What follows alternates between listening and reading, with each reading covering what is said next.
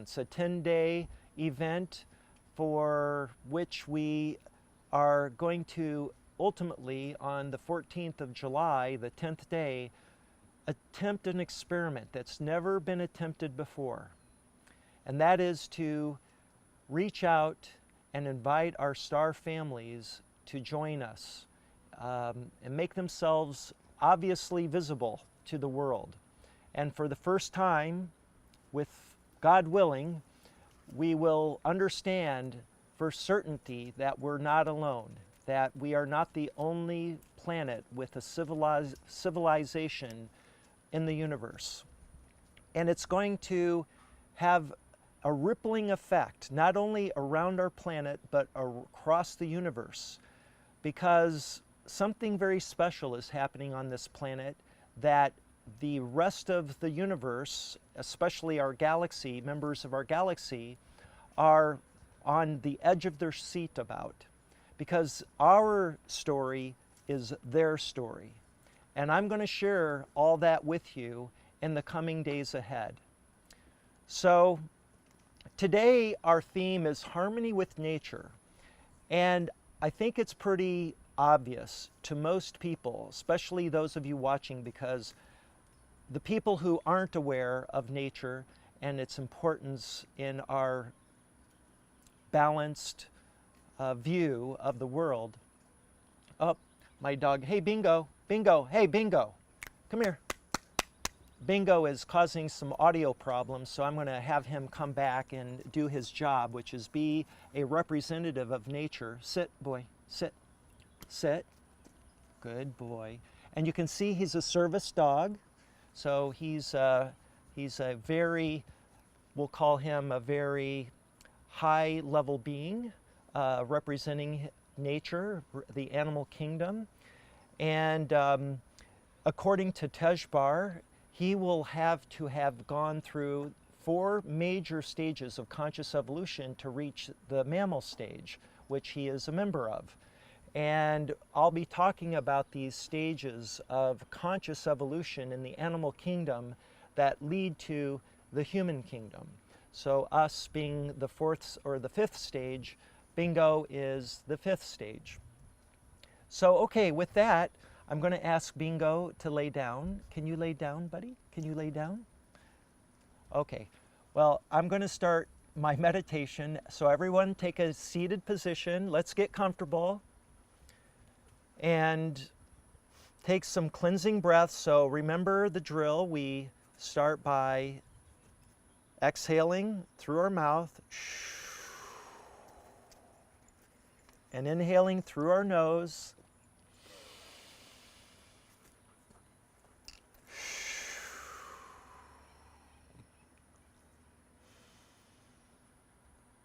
And let's begin the hue.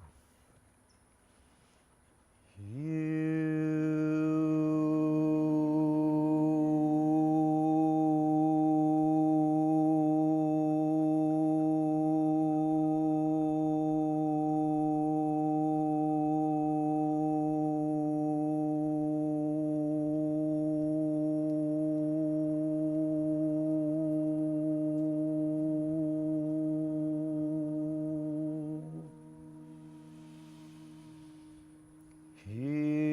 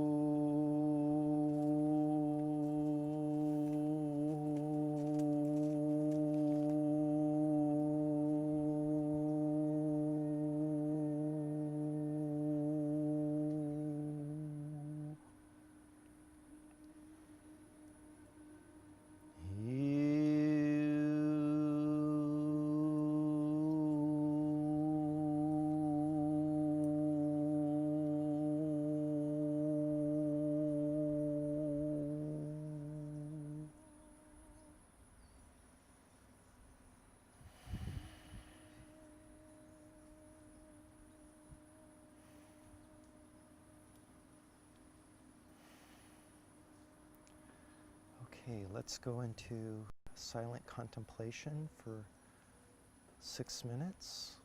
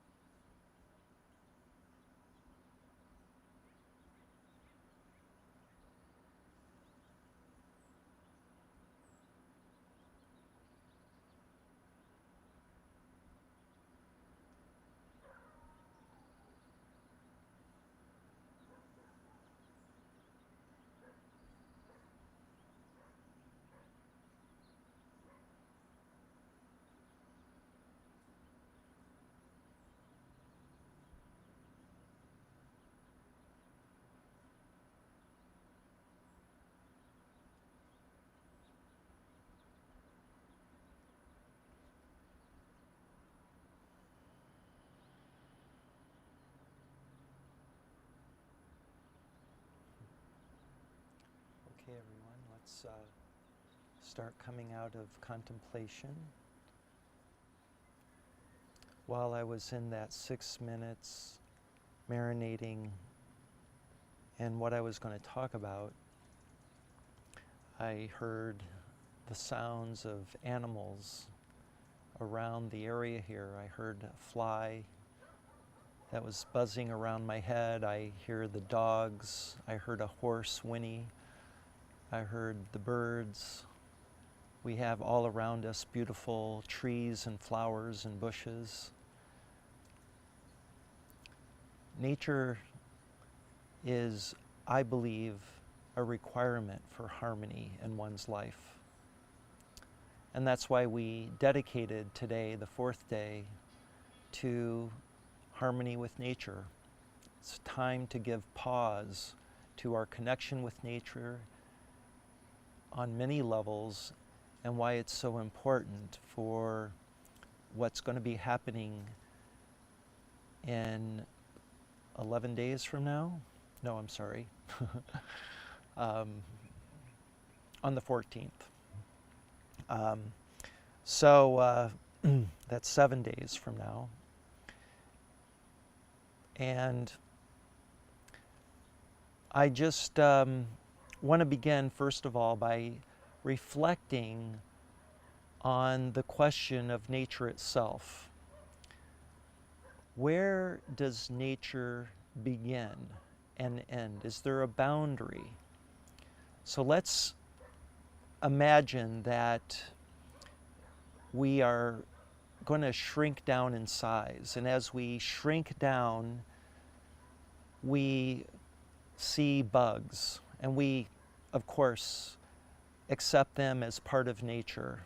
And as we continue to shrink down to the nanoscale, we pass through various levels of size, including the size of microbes. These incredible little things, bugs that we cannot see, they're invisible to the naked eye. Only through special instruments like microscopes are we able to see them. And it was only in the last couple of centuries that we even knew they existed with the invention of the microscope. So in that world, there are untold numbers of species of microbes and bacteria and other things that, it turns out, make life possible. They're critical to a healthy environment or a healthy nature. And we're learning the critical role that microbes make in our soil to provide healthy trees that bear healthy fruit, that are nourishing and provide good nutrients for our bodies. That leads to a harmonious life. But let's continue this. How far should we go before we hit the barrier where nature begins at the smallest of scales? So from the microbe level, let's call that a micron or less, we're going to continue to scale down until we get to a billionth of a meter. So a meter is roughly 3 feet long, or a meter is a meter long for the rest of the world that's on the metric system. And imagine you're 1 meter tall. Or let's tell you what, let's say we're 2 meters tall, and that if we were to walk, it would be exactly a nanometer. So let me rephrase that. Imagine we're 2 nanometers tall, and that each step we take was 1 nanometer. How long would it take us to walk a meter if we didn't stop? I'm not going to account for sleeping or whatever. Imagine we're these little nano machines, or nano size, 2 nanometer scale people, and we begin our journey. And without sleep, we don't stop until we've reached the destination of 1 meter. How long would it take us? Well, we can do the math pretty simply. It's basically a billion steps if each step is a nanometer long to get to the full distance of a meter. So the math would simply be the 1 billion steps divided by the number of days in a year, and then, well, you do the math. It turns out it's 33 years when you do the math. So it takes 33 years to walk a meter if you were 2 nanometers tall with a nanometer step. And at that scale, this is the scale of atoms and of molecules and compounds. Are we still in a natural world? I would suggest we are. But it's a different world for sure. We don't have little microbes that are clearly identifiable as life forms that are units that replicate and eat and, are predatorial or otherwise live off of other microbes or molds or whatever they eat. Molecules also, we can say, process and move around. And so I believe nature, even at that scale, exists. So let's all just for the moment agree that nature begins at least at that scale. But what about if we go smaller? So an atom, roughly speaking, is around anywhere from an angstrom to 5 or 6 angstroms in diameter. Some are larger. As the heavier elements, they get bigger in diameter because they're holding more electrons around the outside of the nucleus. So our simplest element is hydrogen.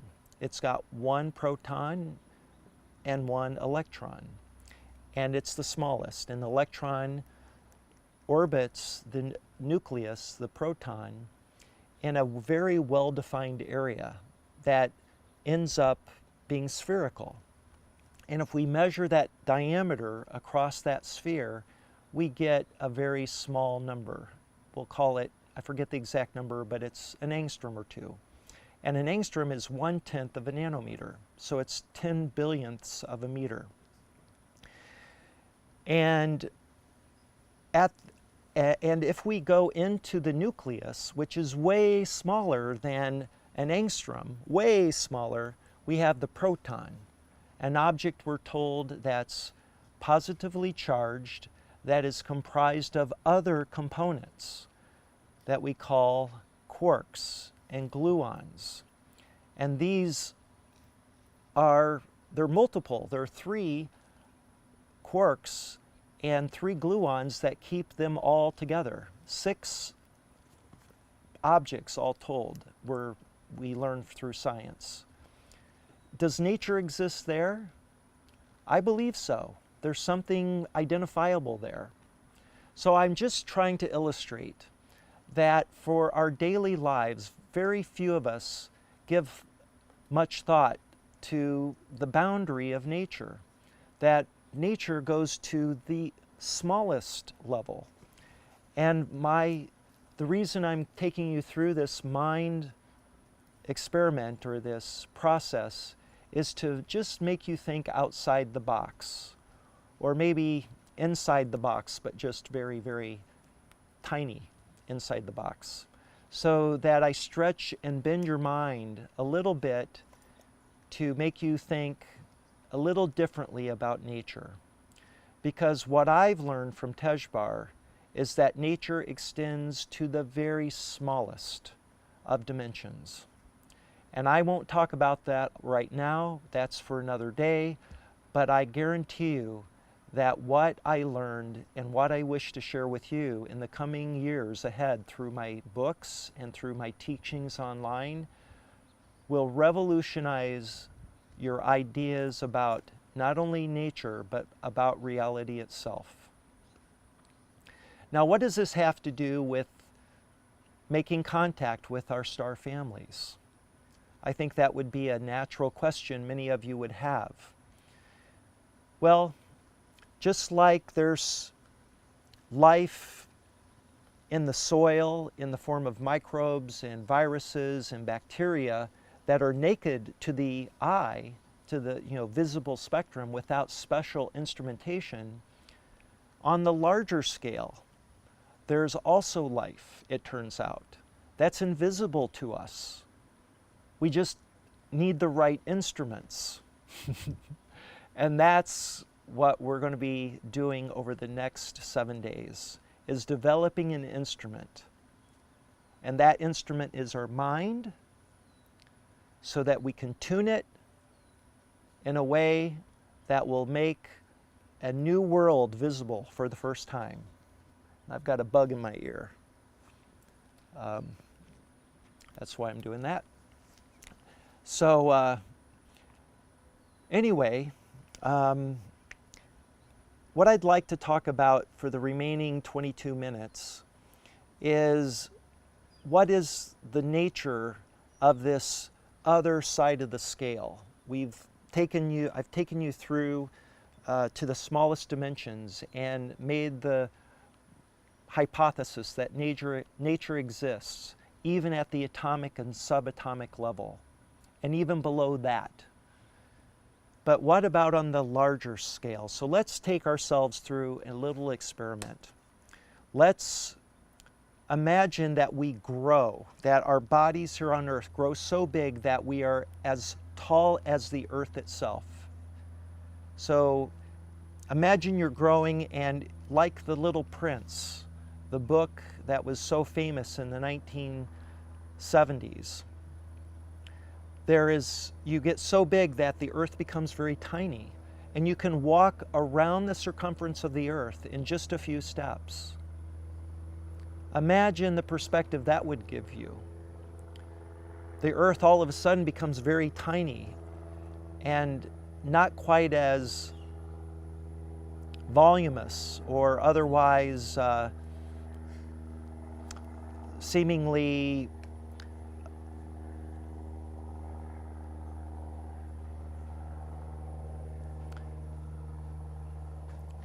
fragile. The reality is our Earth is very fragile.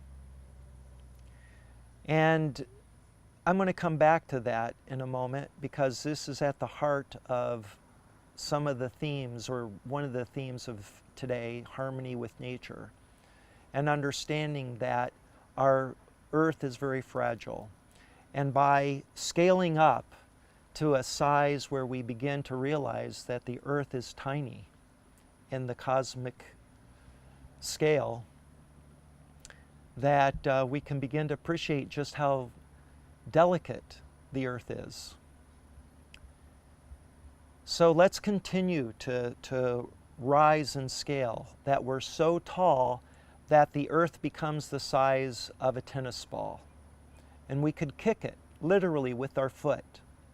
If we could find a way to anchor our other foot and stabilize it, we could then give it a swift kick and kick the Earth out of orbit around our sun, and it would become this object that was no longer orbiting the sun in the same trajectory, at the same distance. Imagine that. What would life be on Earth if that happened? Well, if we kicked it away from the sun, it would get cold eventually. As the sun got further and further and its sunlight got dimmer and dimmer, we would have to go underground to remain warm. And we know that within the core of the Earth there's a hot magma, and we might find warmth there that could sustain us. And maybe we could hollow out the underground of the Earth, or find a large cavern, and we could somehow make it viable to live in and to grow crops and sustain ourselves. From what I have learned from Tejbar, such worlds exist, that they have developed either an adaptation, they've adapted or evolved in an environment such as this, that they live underground permanently, and they're humanoid, like us in many ways, but they're not human, not at least by our standards. And they live in these far regions away from the central sun, of which they orbit, and they are able to thrive underground without seeing the sun. And of course, one day, as they evolve and technically advance, they discover there is a whole new universe outside of their cavern where they evolved. And you can imagine the incredible shock that they might feel when they step out and there's this tiny star in the distance, about like Venus to us, that they orbit. How shocking would that be? How would that transform their consciousness? According to Tejbar, this has happened multiple times throughout the universe on other worlds where life evolved underground or under the water. And these beings, these advanced conscious beings, were able to eventually break out of their environment in a way to begin exploring the cosmos. And some of these worlds evolved billions of years ago. And these advanced civilizations are now interstellar with their technology. And they can visit Earth, and they have. We continue to grow. Imagine that you go to the scale of the full solar system, and the planets, including Jupiter, appear like marbles, the size of marbles to you. And you can sit there and begin to play with them. Maybe just to see what would happen if I bumped them together. I'm told such beings exist. But they're so large that they're invisible to us, because maybe we're inside of them. Who knows? Or maybe, just maybe,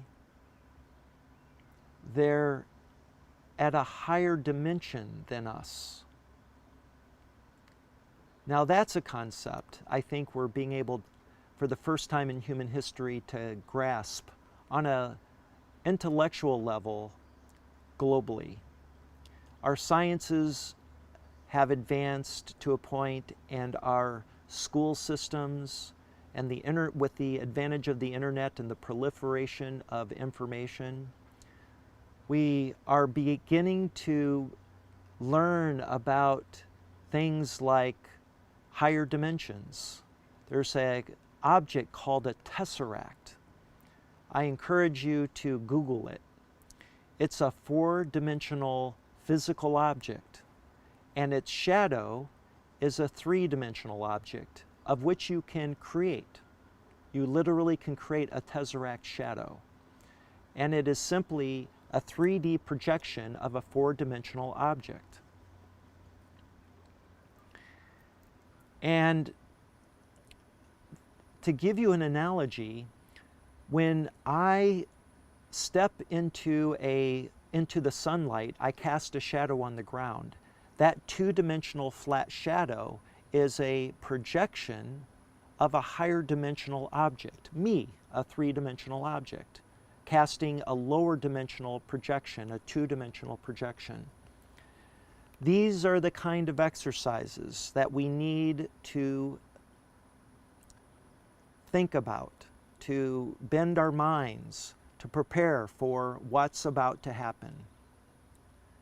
Because I truly hope that when we make contact, that people don't freak out.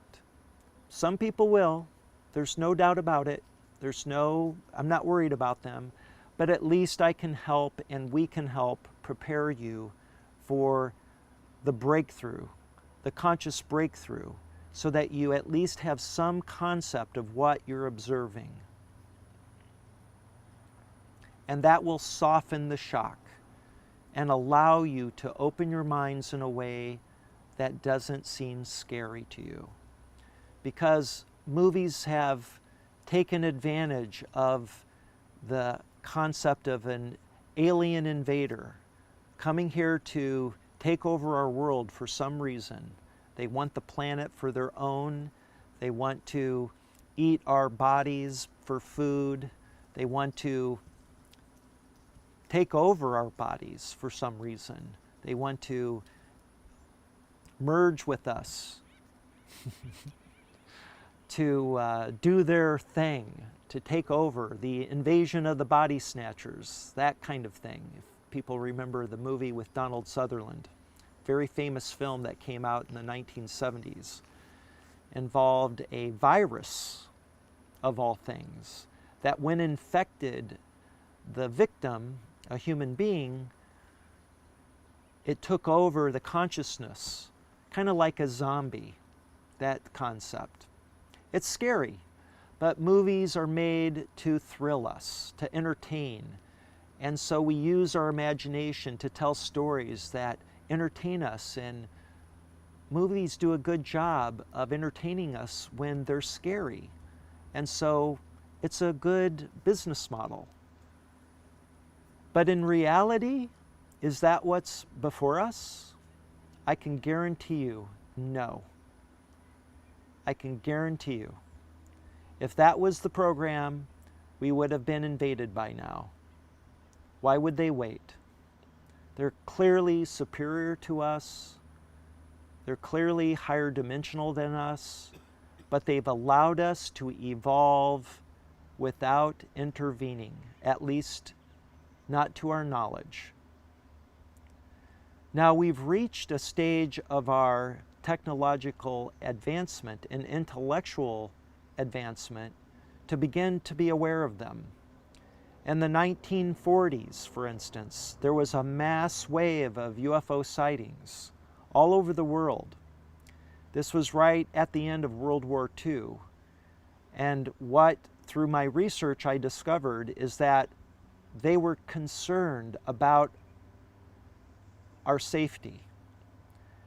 They came and met with various people, typically smart, intelligent scientists, to give a warning that nuclear weapons were an existential threat to the world, and that they cared about us, they wanted to warn us, but they could only warn us so far because there's this concept of free will, that's a spiritual law, just like a physical law in the universe.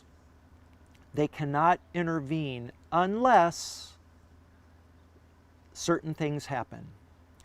Anybody who's investigated the phenomenon of UFOs know the story about the ICBMs in Montana and South Dakota that were taken offline in 1967.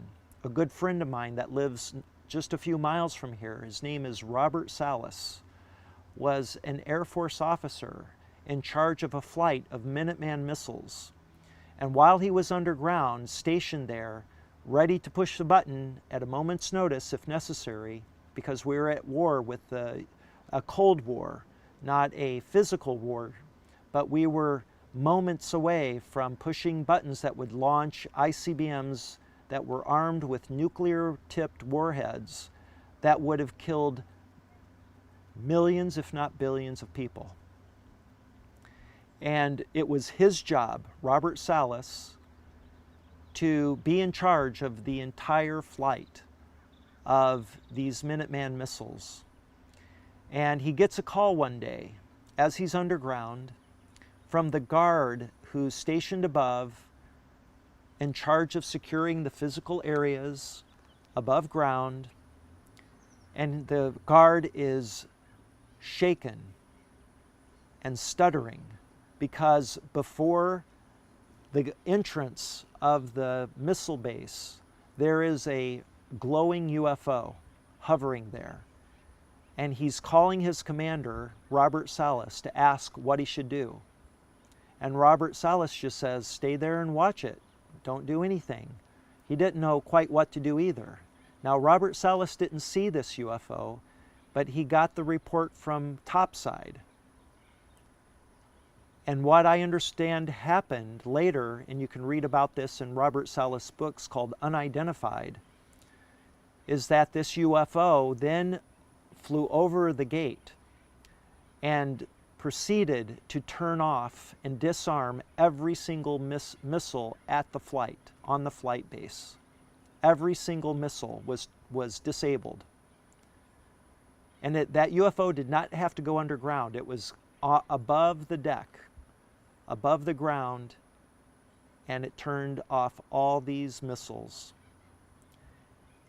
It required a special technician to be called from the Air Force whose job it was to maintain missiles, and he had to come down and fix every single missile to bring it back online. That's a true story. That happened another place, not far from there. So this story that I'm sharing with you has been corroborated by multiple witnesses.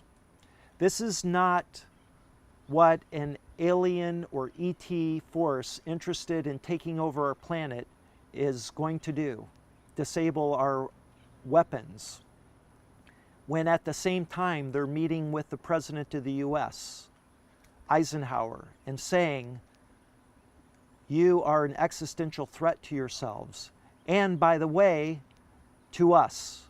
Because when one of your missiles is launched up into the atmosphere and is detonated as part of a test, it doesn't just affect this universe or this realm, and what I mean by that is the physical realm.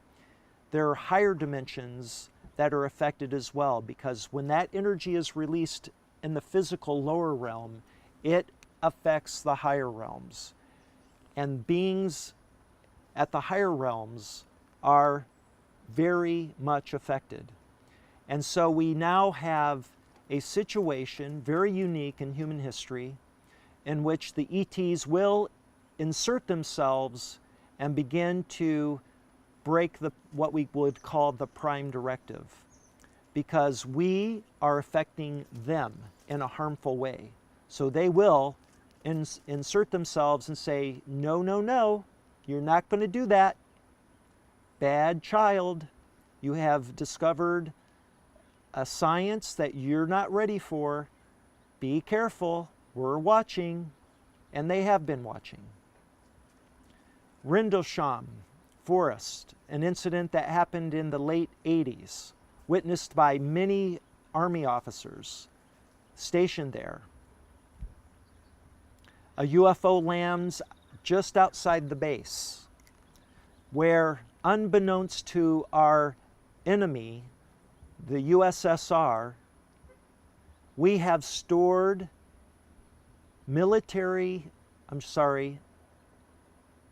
nuclear weapons, breaking a treaty called the SALT Treaty, the SALT II Treaty, that was originally negotiated between President Reagan and Gorbachev to reduce the number of nuclear weapons. It was a watershed moment in our history that for the first time, two enemies, the two world leaders, the forces, came together to reduce their arms, so to speak. And they hammered out a treaty called the SALT Treaty in the late 70s. And that treaty said, the NATO countries have to reduce their weapons. And one of the NATO countries was England, the UK. And there was an American base there called the Rendlesham. And it was an Air Force base, and stored there were nuclear-tipped missiles that could be easily attached to fighter jets or to bombers. And these were secretly stored there by the US, breaking the treaty that had been signed previously. And the message and the story of all the witnesses that have come forward claim that the messages they were given by the UFO, there was no ETs, I believe, but there was a consciousness with the UFO that this potentially would, if this were to be discovered by our adversary, the USSR, it could lead to a world war. And they were coming from the future to warn us of this, that one of our potential history timelines that was becoming very probable would result in a nuclear war that would affect our world and the higher realms, of which we are a subset or a part. So nature extends way beyond what we can imagine. There are these higher realms of which we are but a tiny part of. Like a microbe to us, we are a microbe to them. But they understand how incredibly important we are to the balance of nature, to universal harmony. And we have reached a point where we are ready, if we want, to come together in silent meditation and prayer, using our consciousness, linking together globally to make a network of like-minded people who believe in peace and know that they exist and that we're ready to make first contact. So that's what we're going to be doing over the next 7 days. Okay? So our meditation that I begin each day with is just to center us. We're not really reaching out to them yet, but they're watching. You can bet your bottom dollar. I kid you not. They're very aware of what's happening right now. And if we are ready, if we can get enough numbers, if we can create this like-minded social memory complex, that's what we're going to create. And put our minds together on the early morning hours of July 14th, we may just get our wish. I love you all dearly. We are one family. And I am very optimistic about our future. Namaste.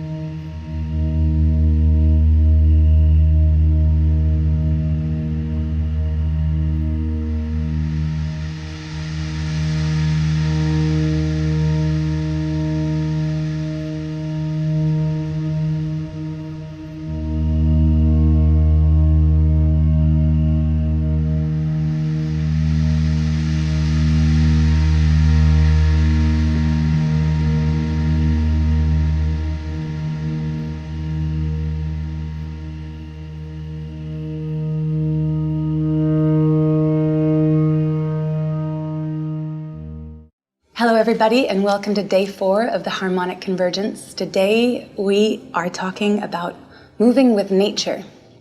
Moving with nature and going from this despair that we're in currently into a place of natural union. And my name is Una Chaplin, and I am so grateful to be here with you, Mark. Thank you so much for opening your home to us and having us here. It's such a pleasure and so interesting to be here and hearing your stories. Thank you. Thank you. I would like to start by just saying, the reason I'm here. And that's, I heard about your story and I found it really fascinating. And what really made me want to come here and talk to you was learning about your interest in indigenous wisdom and in earth-based natural sciences in that way. And because I've been working with indigenous people for about 7 years now, really deeply with a broad spectrum actually of different cultures and learning as much as I can and trying to integrate that into my own life. And in this whole process, the thing that I've noticed the most in terms of how it's affected my life is my deeper feeling and my deeper sense of this trauma that we have of separation from the natural world and all of the devastation that ensues from this feeling of being other, being separated. And this became very real for me, and that changed me deeply. And so my first question to you today is, how has your relationship with nature changed after your relationship with Teshbar? I've always been in love with nature since I was a boy. Loved animals. I loved being out in the woods and in the field, catching bugs and frogs, and then when I captured them, I would hold them, like frogs, for instance. I loved frogs for some reason. And I remember as a little boy being fascinated with the designs, like on a leopard frog skin. And I would want to calm them down so I could uncover them and look at them closely. And I knew they were scared because I could feel their heart beating. And so I would just hold them and try to speak softly to them and just hold them close to my heart. And I would be like this for a while until I could feel their heart rate slowing down. And then I would slowly start raising my hand, and if they tried to get away, I'd clamp down on them again. And then I would go back out, and eventually I could tame them to stay in my hand. And then I could look at them and study the patterns. And I just felt such a connection to nature and the beauty of the frog and all these different animals. And I did this habitually as a boy. And it developed in me a real appreciation for the beauty, the natural beauty in all forms of nature. Yeah. And that stayed with me my entire life. And when I went to college and then began my career in IT, in the IT industry, you lose that connection because you're not out in nature. I was starting my career and focused on developing a career and making a living so I could provide for my family. And so that is how the disconnect, I think, happens for so many of us, that as children we play out in the woods with our friends or by ourselves, and we get exposed to that on a regular basis, and then we lose it. And then the disconnect is set in. So after I sold my first company, I built my first house, and that took a while, but my house was set on a lake, and it was a pristine plot of land that I had purchased, and which meant I had to knock down some trees to clear space for the house foundation. And I remember having a real sense of regret about tearing down these century oaks that were on the on the shoreline of my property. And then the first year after we built our house, we had frogs that were going from the wetlands in front of the house to the lake in the back, and they would come through. Because I had this massive house that was very long, it funneled the frogs into a archway that was the motor court that entered the motor court in the back of the house. And we would have hundreds, if not thousands, of little tiny frogs that had hatched in the wetlands and were making their way to the lake. These frogs would sit around all the recessed lights and eat bugs. And it was, there were times when I couldn't drive in there in the spring. This, I think, was an example of my personal reconnection to nature and a sense of guilt for taking so much space away from what was naturally theirs. The question of being disconnected from nature is a direct consequence of the system that we've established for ourselves so that we can make a living. And we need to make a conscious effort to reconnect with nature by going hiking or camping or otherwise getting back into the woods or wherever it is. And I think it's really an important point to state that it's just it's just an outcome, a natural outcome of our system. And it's a detrimental outcome that we need to address. And we need to, how are we going to ensure that our children and ourselves as adults maintain that connection and that balance with nature? Because it's been the root cause of our problems, I believe. Yeah, and on that subject, there was an elder that I work with from the Yawanawa people in the Brazilian Amazon, and we were having a conversation one day, and he said something that really stayed with me. He said that, we were talking about the natural devastation and the changes in the world and the droughts and the fires and all of this, and he said, the thing is that water's not just going to disappear. Water's going to move, it's going to change. And the people that understand, the people that have a relationship with water, that can hear what the water is saying, the water's messages, that have a good relationship with water, will know where to go and how to change and how to move with the water in this way. And those that don't will perish. Yeah. And I wanted to ask you about any insights that Tejbar might have given you or that you might have learned about the language of nature and how we can better interpret the signs and better understand what is needed from us. Sure. Does nature have a language? Well, I don't know that it has a language per se, but it certainly has a consciousness. And therein lies the key, that how do you tap into that consciousness? And it's by being in nature and by taking time out of your busy schedule to be quiet in a place in which you're in nature. That should be a part of our practice. And that's why the indigenous are so wise to all of this, because they're in nature all the time. They live in nature and they're in balance, in symbiotic balance with nature.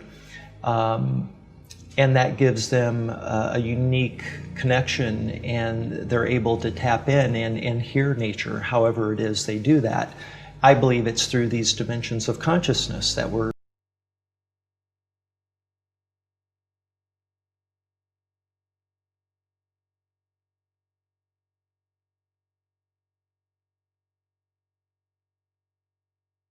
higher levels of consciousness. So that's part of the secret. And the other is, to do it in nature and listen, study, meditate, and then take the time after you meditate to listen. And that what we call is contemplate or contemplation. And that's when the magic happens. That's when the connection is made and the language is spoken, whatever that is for you. It actually really reminds me of the story that you were saying before with the frogs, because we were just in Peru, and in Peru it's the frogs that call the rain. And they're very, very important, very sacred beings. Very. And it also kind of harks back to this Dene proverb that I'm familiar with, that is that if the prairie dogs are gone, there'll be no one left to call for the rain.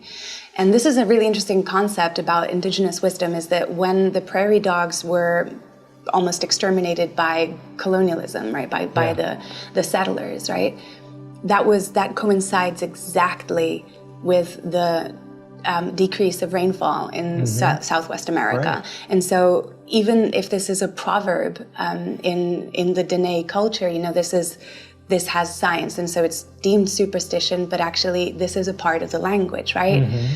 And this also calls for me as the performance of function. Like is it the prairie dogs that call for the rain?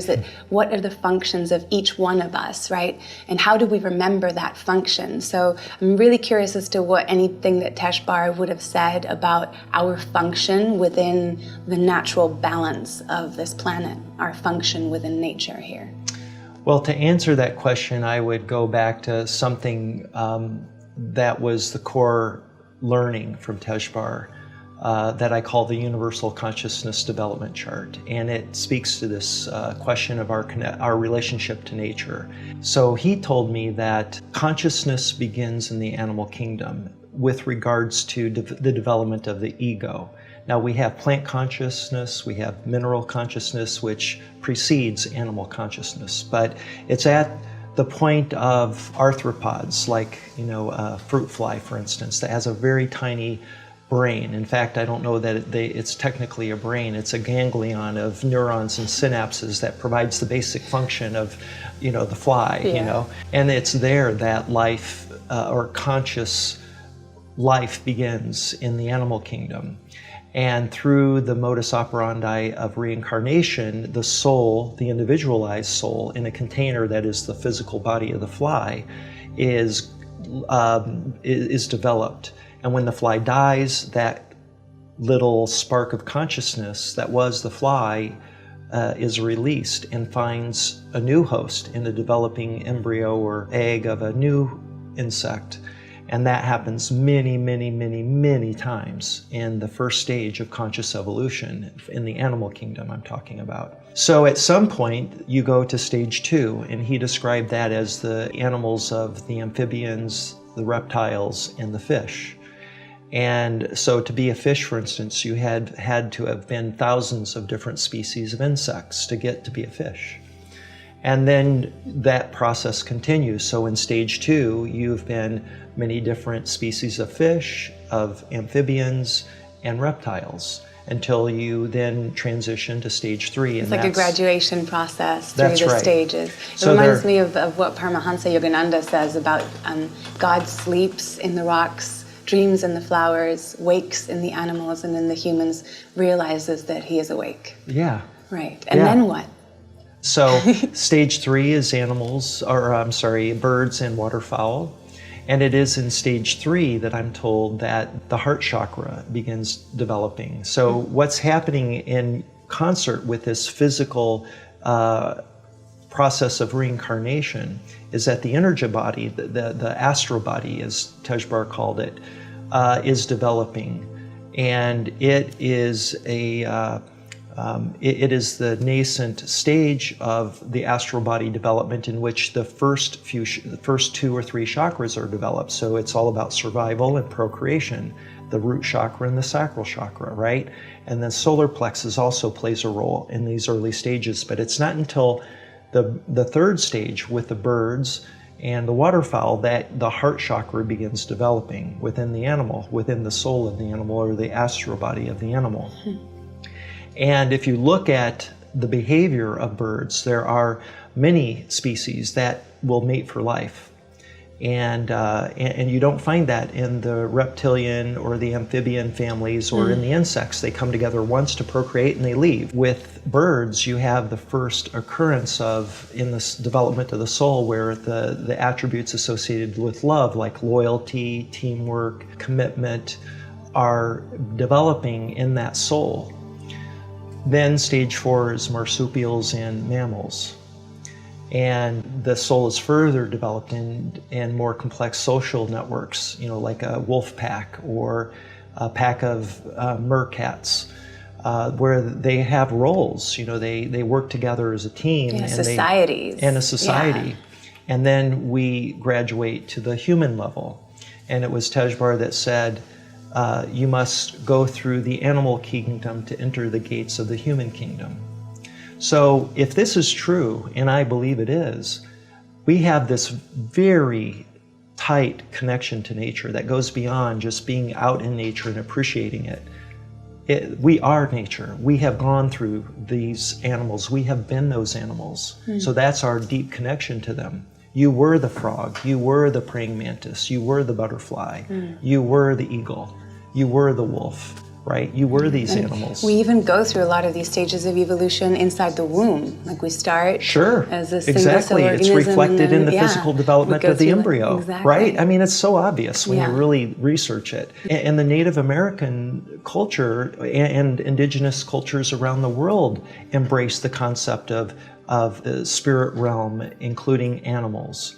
Right? The eagle and the wolf are very strong spiritual totems in those cultures of the Native Americans of North America and in other cultures. And it's because they understand that those animals were critical in our personal development as humans, that they brought, the spirit of the wolf, for instance, was something that helped you become a better human. There was something taught in that body of a wolf, in that incarnation of a wolf, that taught you something important about social interactions and responsibility in a tribe. So that's how they honor the animals, the spirit animals. And there's also this sense of the whole is greater than the sum of its parts, right? In the sense that we're talking about individualized soul developments in this way, but also within the greater context of the sort of complex living organism that is Gaia, right? And so right now we have in the world a very geomechanical kind of perspective on how the world works. We say, okay, it's fine to cut down this forest over here because we'll replant a forest over there, without really taking much consideration as to the qualitative, intrinsic spirit, nature, personality, soul development, progression of this forest specifically.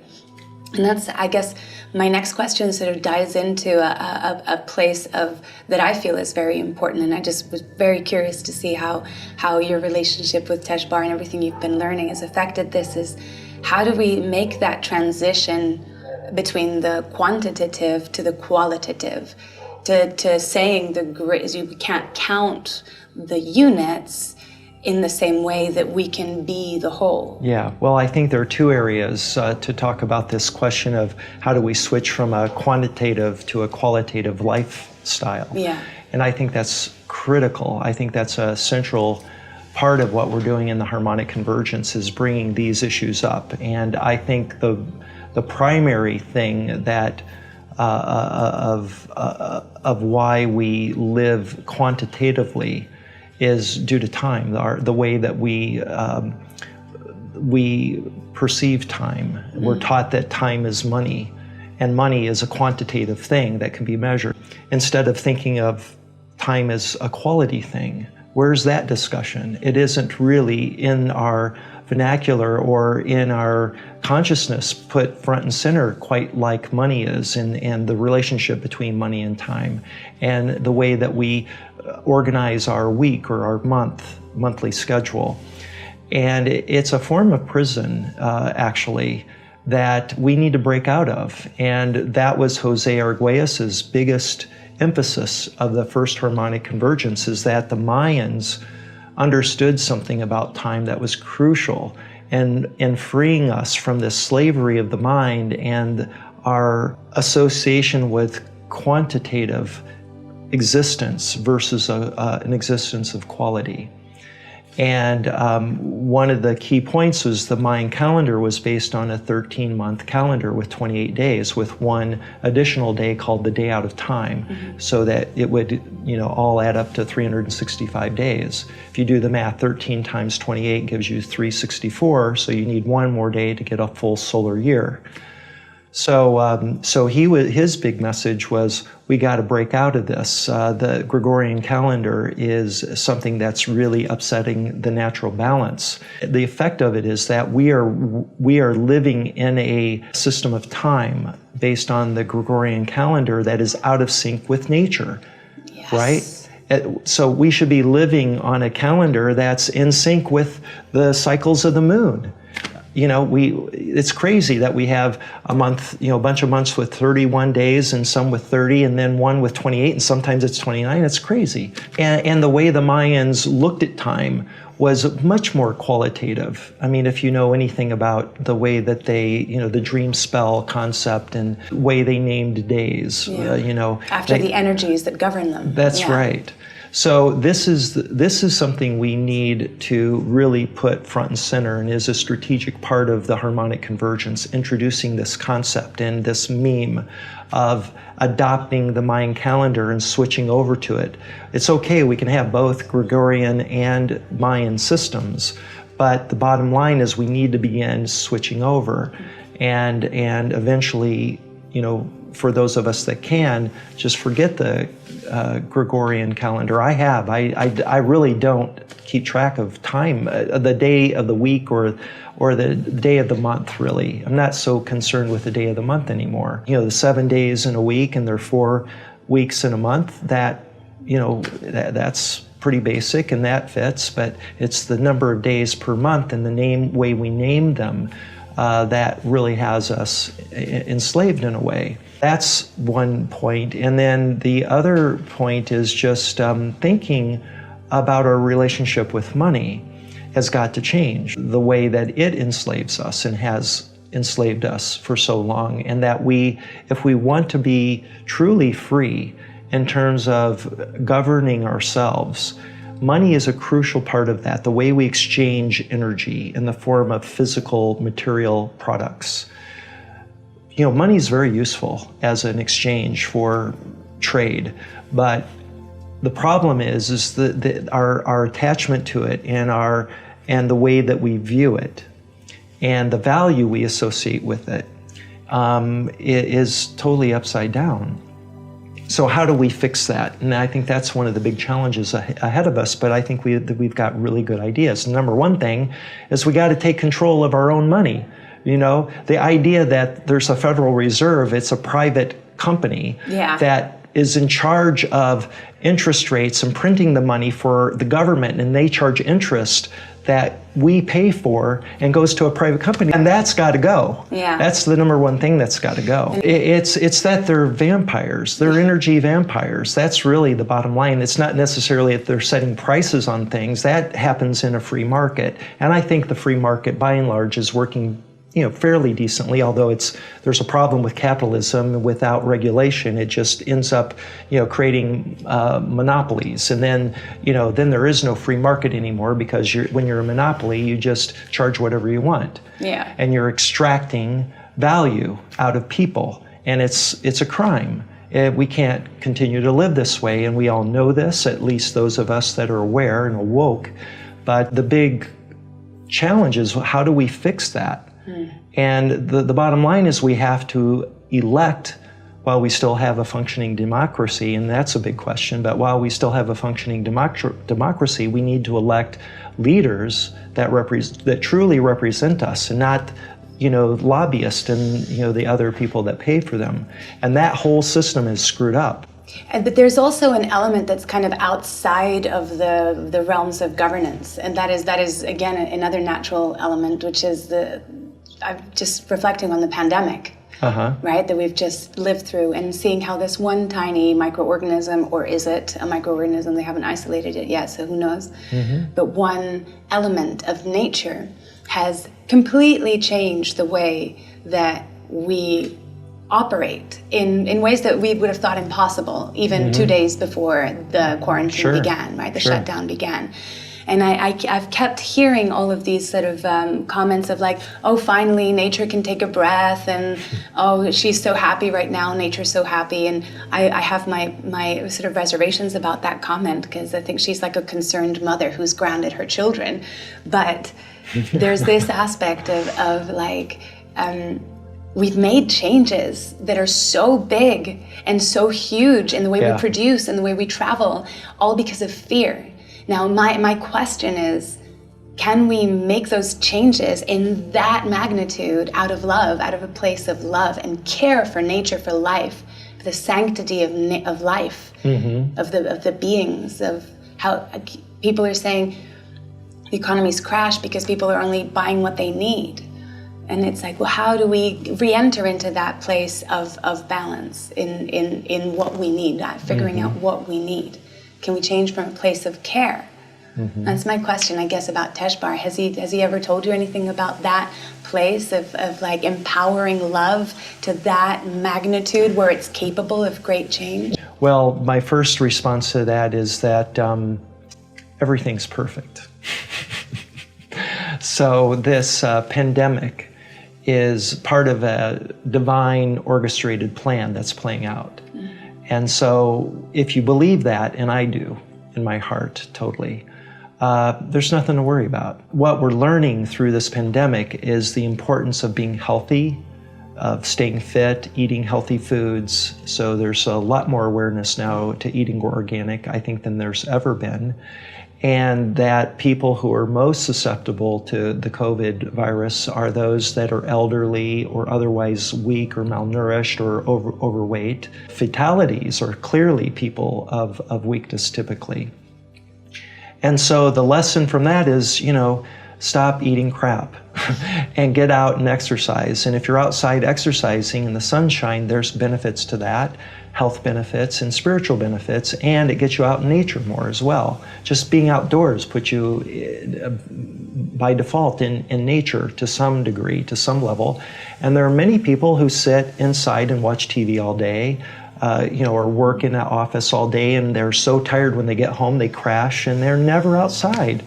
So they're eating what's inexpensive or convenient and not giving any consideration to what's healthy.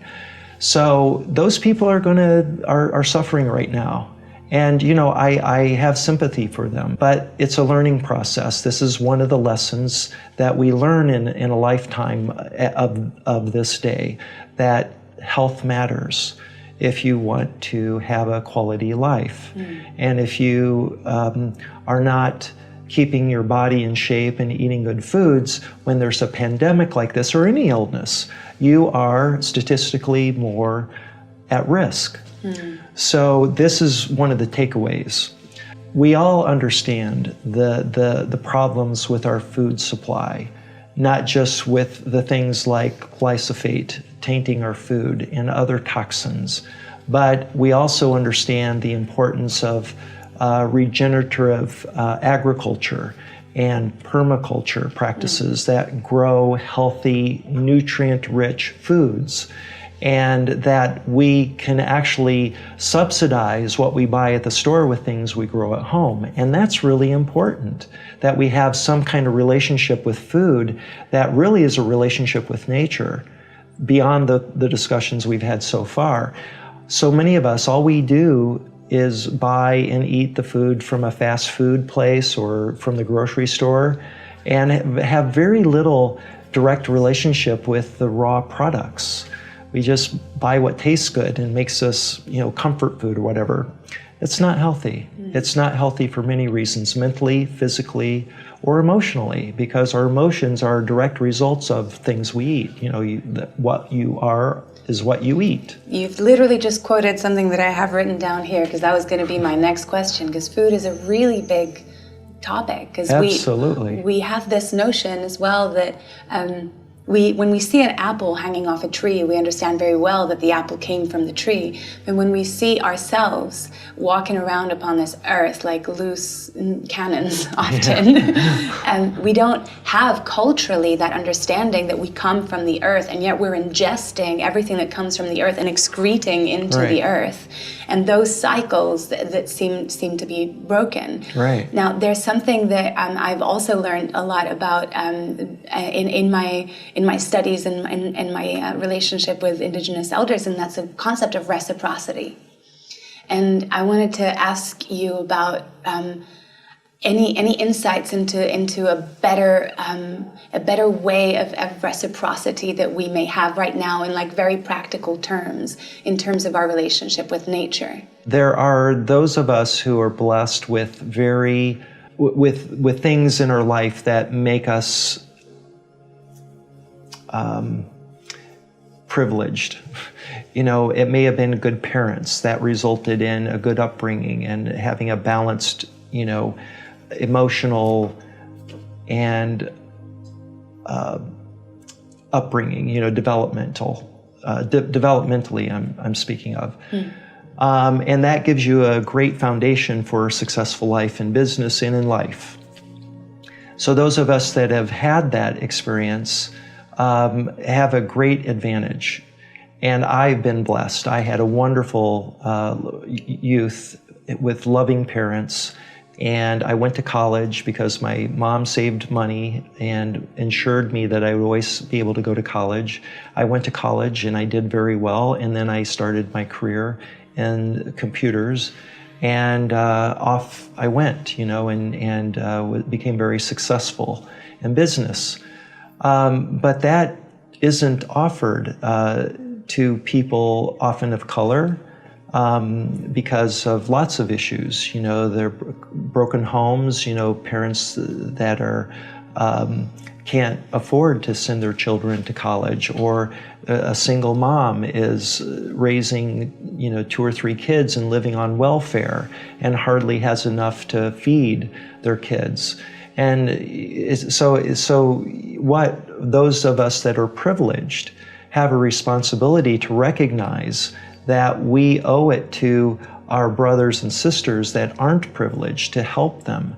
And that's what governments are supposed to do. That's what the function of a government is, to make sure that the entire membership of its community is benefiting, or I should say that there should be safety nets and programs in place to help those that are struggling, that aren't being served or otherwise have access to a future that was available to those of us who are privileged. And that's missing. And that's, the bottom line is it's a lack of love. It's a lack of empathy for people who struggle.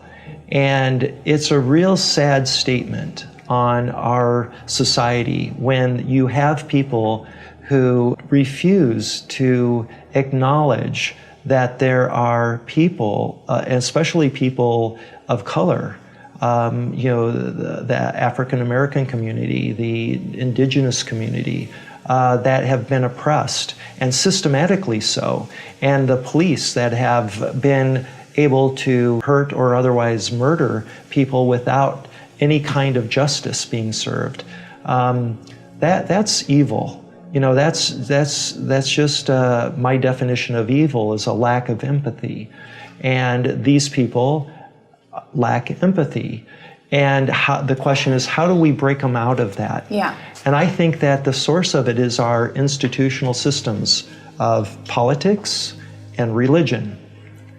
The whole duality concept of us and them, me versus you, and that there's a limit to resources, and so we are all competing for a limited amount of resources, so that gives rise to this threat of the other taking things that we need. In reality, the abundance of this planet is immense. There's plenty of food to go around. If only we were to all, especially those of us who are blessed and are privileged, if we could put our heads together and agree that we have a moral obligation to help those that are less privileged and stuck in a cycle of poverty, to help them. I mean, what the hell? What's going on? So I think we're on the verge of a breakthrough, and I'm very optimistic. I think this is what's happening right now, is we're really forced to face our demons. And many of us, I believe Anne Frank was right when she wrote in her diary that everybody's good. They just need to be shown goodness. They need to be loved.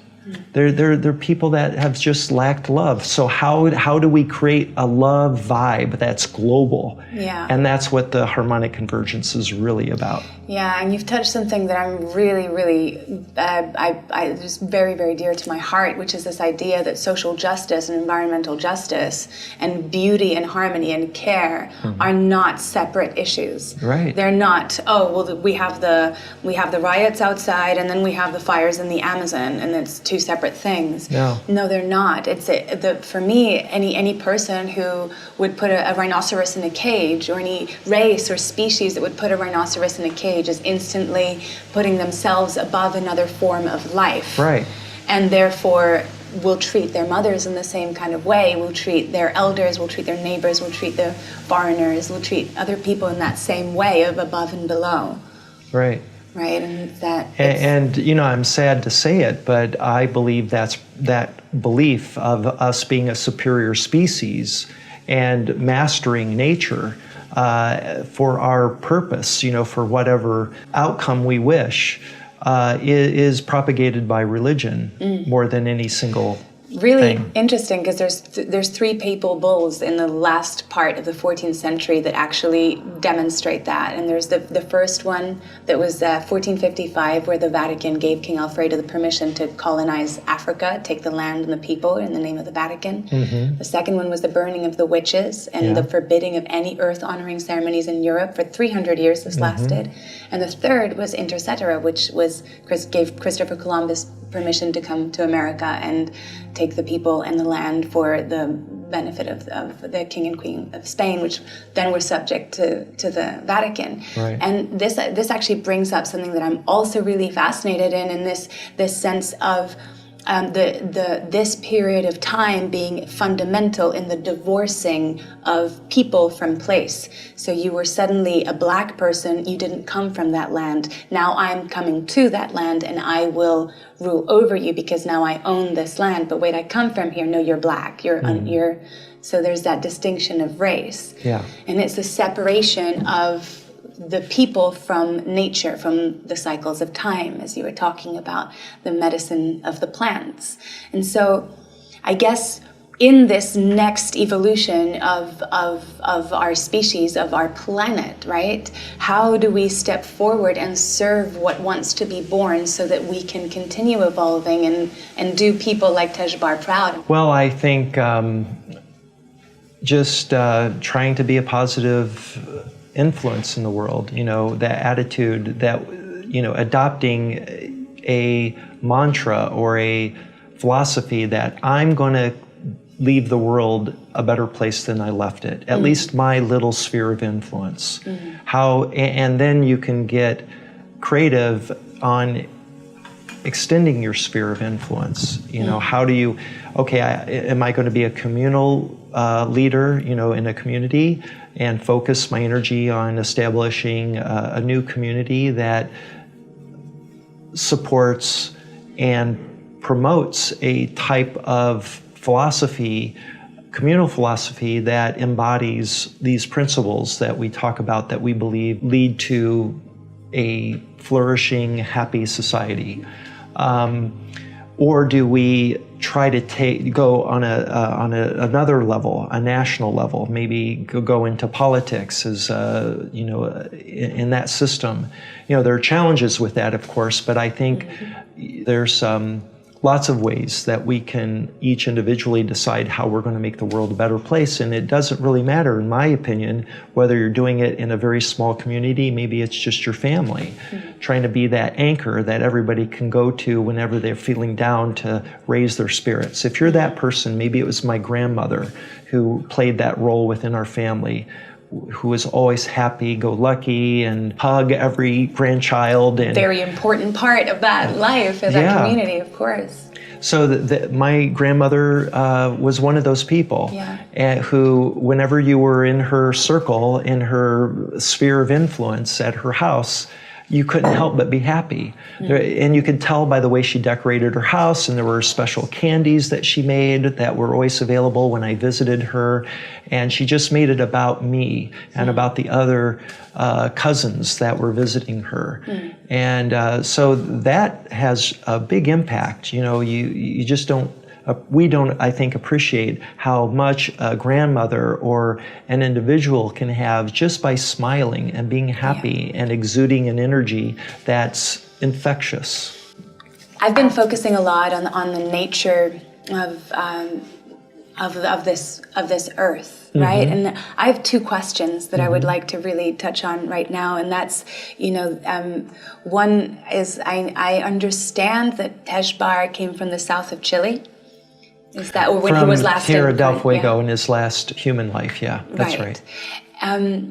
just interested in that timeline, because my ancestors are from there as well, just north of there, actually. Yeah. And very fascinated about the time, if that was, because I know that in our history there's been what is sort of mythically referred to as the Great Flood, right, across the world. You know, the climate changes, and we lost 90% of all of our species, and had to really struggle for a long time to survive, you know. Right. And I was just curious as to if Teshbar was there before that period or after the Great Flood. Has he ever mentioned that? Here's what he told me when I asked him. He claimed that he was a chieftain of one of the tribes of Atlantis, and that there was some kind of turmoil, and there was the anticipation of some kind of cataclysmic event that wasn't good. And so he fled with his tribe in ships. He said in ships, and at the time I assumed they were sailing ships, because this was during the communion. The 13 days I was with him that he mentioned this.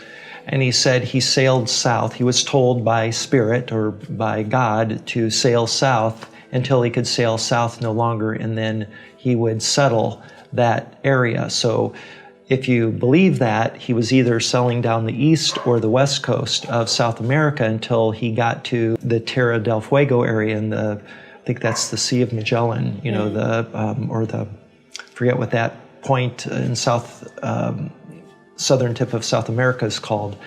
But he, you know, sailed down there, or landed ships. Maybe they were spaceships, I don't know.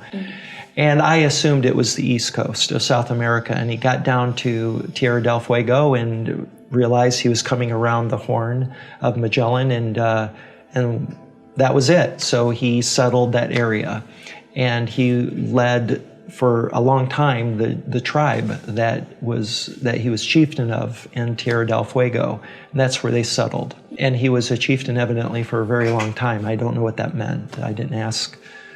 And then when he died, he ascended. That is kind of his origin story. And then there was another opportunity where he told me more about his origins. And I won't get into that because it's complex and it'll confuse you and me. Well, it won't confuse me. I've wrapped my head around it, but another time. It's for another time. Another time. Okay, I look forward to that time. And my final question is, I want to sort of zoom out and talk about the forces of nature at a galactic, at a universal, at a planetary level, you know, kind of, because nature is much more than just the Earth, right? Nature is cosmic. Is the everything. And I noticed that in this vein of moving with nature, we are having this harmonic convergence at this time of these planets aligning in this particular way. And I've been hearing a lot about astrology, and I hear that you're fascinated with astrology. And so I just wanted to kind of ask about moving in with nature in that way of within the cosmos, not just within our neighborhood, but actually encompassing that. How do we do that best? How do we move with nature in that way? Well, I talked about the calendar, moving to the Mayan system. And many indigenous people around the world live by a 13-month calendar.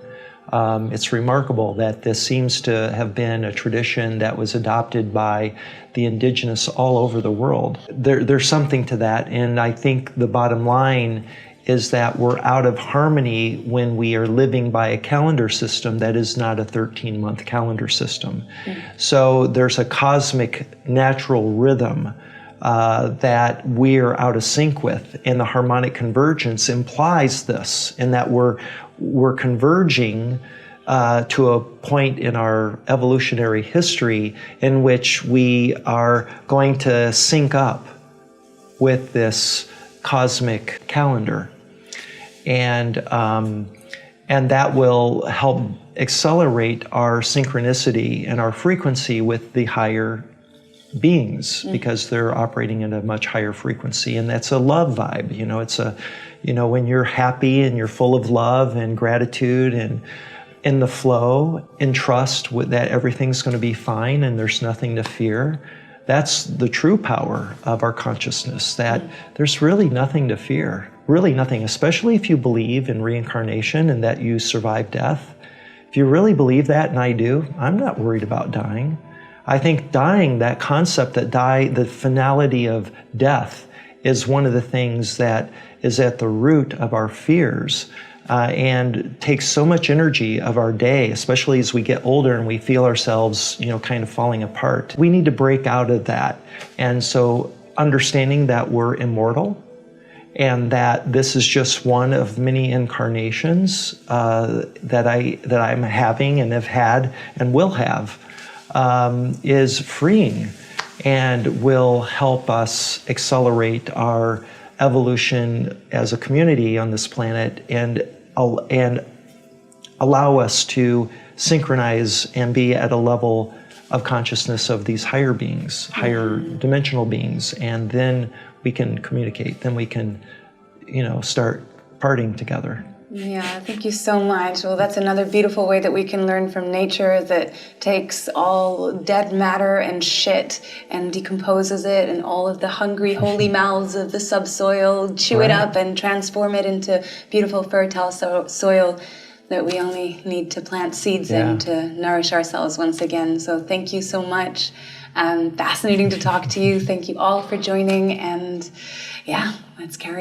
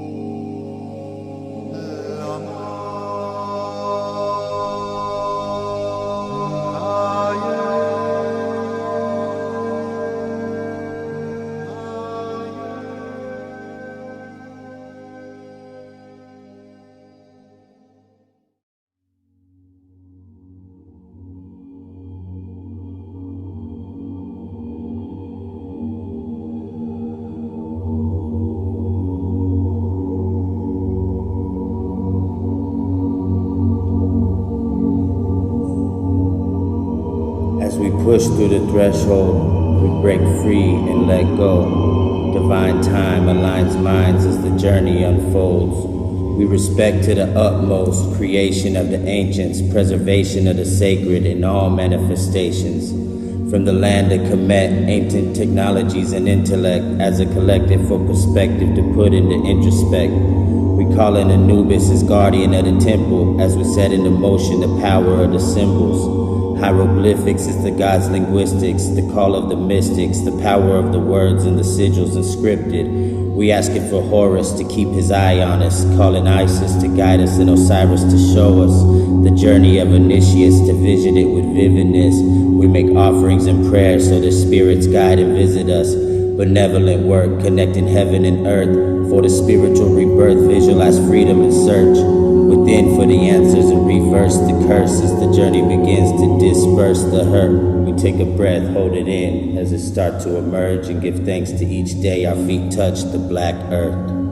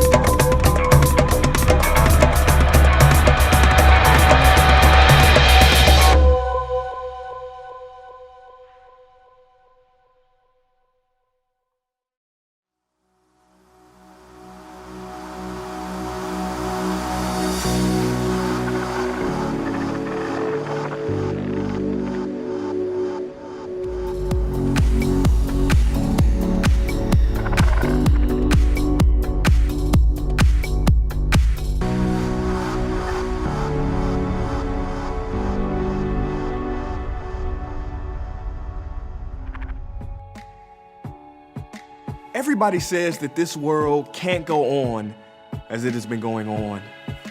They say our systems are failing us, the economy, healthcare, government, and that we are ruining the planet around us one tree at a time. They say we're not safe to walk around our town and our schools on our streets. And when I look around, it seems true. Unless it isn't. You see, a caterpillar spends its whole life in a frenetic drive to consume as many leaves as it can, never stopping. But then one day the caterpillar does stop. On the inside, all of its systems start to fail, and slowly the cocoon hardens, the caterpillar disintegrates into an amino acid soup, and that caterpillar is no more. In that moment, cells that had been dormant in the caterpillar begin to rise up. At first as independent single-cell organisms, then they come together clustering in a community, and they imagine their way out of the wreckage of the caterpillar, and they build a butterfly. Yeah, you can see where this is going. But let's stop for a moment and ask ourselves, what would become of the caterpillar if those independent imaginal cells never came together? That's right, no butterfly. So if our systems are failing us and disintegrating to the ground, who are the imaginal cells amongst us, those brightly burning independent people? From where I stand, it's you. And you and you and you and us, every one of us. And all we have to do is come together, bring our brilliance together, not to get something or push some agenda, but to come together as one. I believe that this is the time for us to rise together, to embrace one another and make the leap from me to we. Yeah, I like the sound of that. We together. We rise up. We rise up for love. We rise up for each other. We rise up so that no one is left behind. We rise up for the future of our planet.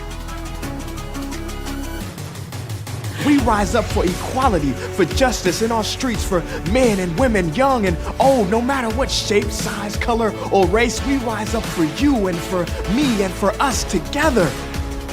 We rise up together because if we stay separated, isolated, then our brilliant lights will fade and no butterfly will emerge from the cocoon. So how will your voice contribute to the song of the universe? Universe, our one song. This is our time to come together and bravely step into the future where we rise up, lift off, and soar. And we'll rise up, like the waves will rise up. In spite of the ache, we'll rise up, and we'll do it 1,000 times again.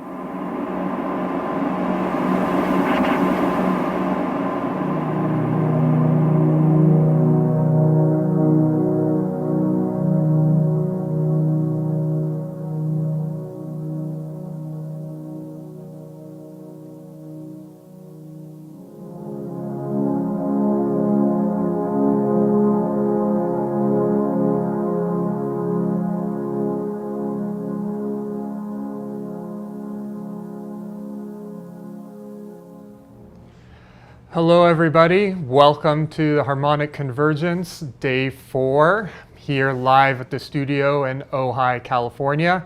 Today's theme is Move with Nature, moving from despair to nurturing. And allowing nature to nurture us and for us to nurture nature and then build on that relationship. Today I'm going to be interviewing an incredible woman named Pat McCabe of the Dene people.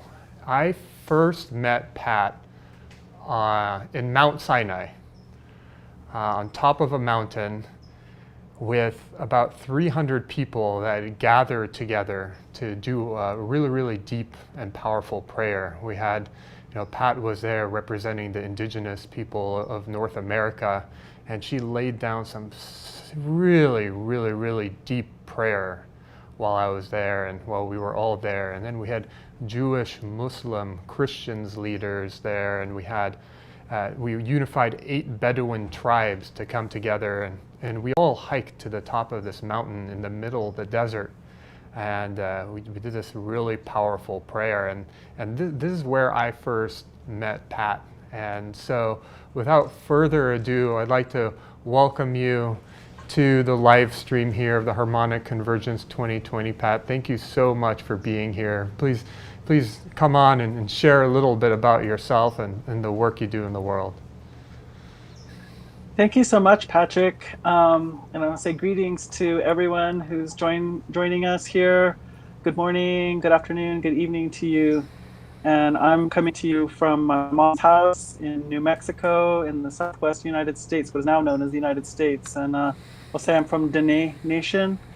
And in that way, I want to greet you in the way that we formally greet, to say She'e'iya, Tachi Nashni, Aro Ashi'ibashishchi, Ma'irish Gejne Dashenale.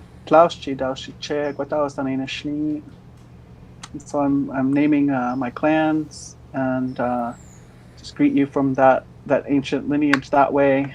And then I also want to tell you that I was adopted into the Lakota spiritual way of life about 30 years ago. And that's been a way that has informed my journey, my work, my dreams for the future, and for healing. And so in that way, I was given the name Wiakpa Najiwi, and that sort of loosely translates in English to womaning, standing, shining, because being a woman on the planet is definitely an action, a verb, and an energy. And so what am I doing around here? Well, I've been up until our very recent global situation of the pandemic, I've been zooming all around the planet and proposing that paradigm as a choice, and trying to speak from my culture to say that there are lots of different ways to be human here, but being in the exact same earth, sky, water, everything, and that we have choices. So I'd say in a nutshell, that's kind of what it seems to me like Spirit has been sending me around to different places to do. And you were recently in Jerusalem, right? With I was. Group there. Yeah. Can you tell us a little bit about that journey? Yes. So I had the honor of traveling with Ben Bowler to and I guess we had 22 different faiths on this journey. There was about 100 of us traveling to Palestine, Jordan, and Israel, and it really felt to me like a continuation of the work that we began at Mount Sinai, and I felt like that was why I ended up on that journey. Eventually, we ended up making a prayer at what is known as the Armageddon site. And that, to me, had the same weight and gravity as the prayers we ended up making on Mount Sinai. Just very, very deep. And what I realized about that part of the world is that part of the world really holds the human psyche, of course, because I'm going to say because of Christianity, even though it's definitely all the faiths there have sort of the same long history, but the way that Christianity spread all over the earth, and whether the peoples that it came to adopted that religion or not, right. Those stories are known, and so it's very deep in the human psyche. So to make prayers in that place is, I said, what we ended up doing on that mountain with all these different cultures, all these different faiths coming together, and the women prayed with the water there. And that was also with my brother, Chief Phil Lane Jr. I felt like we retold a story there, retold a very old story that has been embedded in our psyche about the end times and about the destruction. And speaking of the destruction, can you speak about what's going on right now in our relationship with nature as a human species, and some protocols that you feel we as humans can start to implement to become in balance and harmony with nature? Well, I really like this topic of the day. I mean, it's a deep one. I guess they all probably all are every day for what you're doing here. But I appreciated it when you just said it just now as introducing our segment here, because we are wounded because of the way that we're wounding this Mother Earth. Just before we went to Sinai last year, I was in South Africa, and with a group of indigenous women, and actually my son and my daughter also from around the world. And Amazing. we were on a mountaintop there, and I'm not going to think of the name of it, but making some prayer there. And what was said to me was, you think that the destruction and the extraction is coming from the mining, because of course in Africa, oh my gosh, all that is being taken from the land and also from the people, and therefore also from the cultures, and also then therefore from the harmony and health of the earth, because those cultures are helping to hold that harmony and health of the earth. And when they get disrupted, then that's no longer happening. So it's a terrible domino effect. But what I was told in Africa was, it looks as though we're extracting, gold and diamonds, and I forget what the one is that makes up our cell phones. All those things are happening there, and Right. And so it looks like that's what's being mined. But really, there's a lot that goes on with that's being mined from our own psyche, from our own hearts, from our being. And for generations we've been being led away from what you're terming nature. I'm going to call it the Mother Earth, or the thriving life design. And Yes. and so the further we get away from that, the more distress we're in. Just like if you try to bring a wild animal in and domesticate it, they go through a huge stress from being separated from their own place that allows them to fulfill their thriving life design. Well, it's the same for us, and we've managed to create that separation in so many different ways, such that it's hard to find those places. We have to go to reserves, we have to go to parks to sort of interact with nature, or this the way the Mother Earth appears and grows naturally. And so I was told that our psyche is really being mined, and we're actually perhaps being mined for our suffering and our trauma, as we're going through and witnessing what happens. And so we're kind of up against that point right now, I'm going to say. So I sort of, I'm finding myself being a little disoriented by even using that term nature, honestly, because that's a part of a psychological construct, that there's nature out there, Right. and then there's us and our humanity, and what we do in our activities is over here. Yeah, it's kind of like a And separateness this in is, the notion itself. yeah, so I guess I just noticed that I myself, I like to talk about Mother Earth as incorporating us as her family. We're her children, and she's trying to instruct us, as she has been. From indigenous perspective, we say, and actually I guess scientific perspective as well, we say that we were the last to arrive. We're the youngest kids on the block around here, and so all these other life forms all around us have deep knowledge of how to live in harmony. I mean, when you think about it, it's really stunning to think about how plant life supports bird life, supports ocean life, supports as Thich Nhat Hanh says, we're interbeing. And so imagine creating a symphony, let's use that as an example, of so many different musicians in so many different modalities and being able to create something harmonious. Wow. Right. And so what I find is that it's ludicrous that we think that we can know better of how to do something like that. We can't. We can't do that.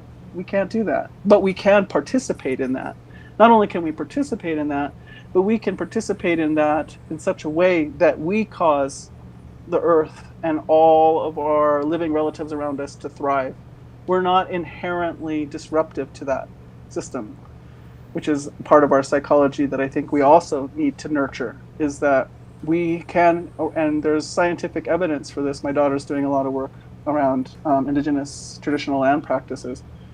And there's evidence, when you take core samples out of the earth, it'll show what was going on in that area because from pollen samples, for instance, what Right. kind of life forms biodiversity were in certain areas, and then what happens when we know that human presence arrived.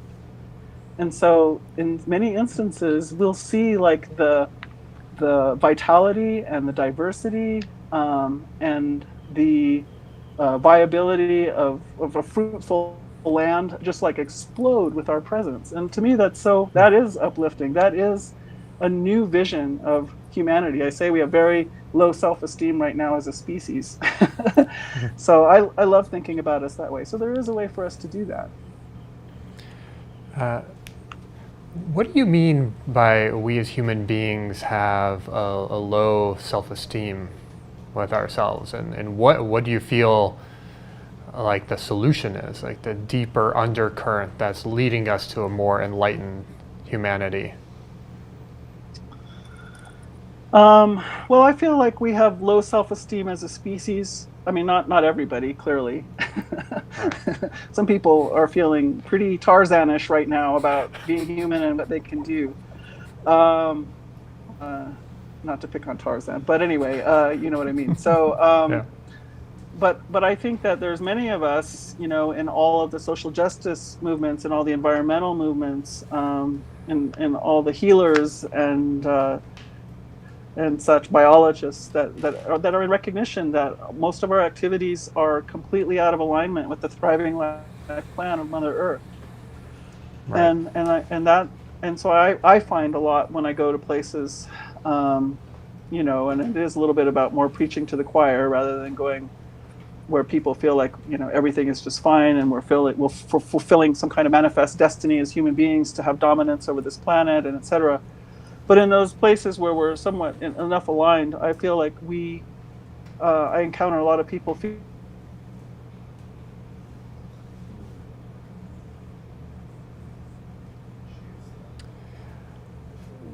Looks like Pat is frozen. Am I still alive?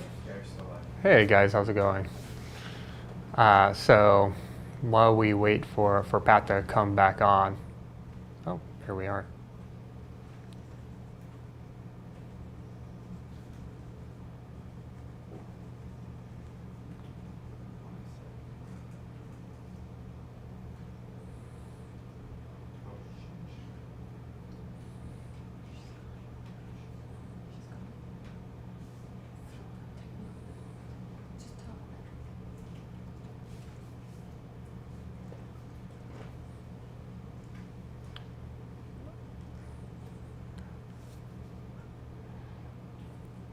Hey guys, so apparently Pat is not live. Pat, can you hear me still?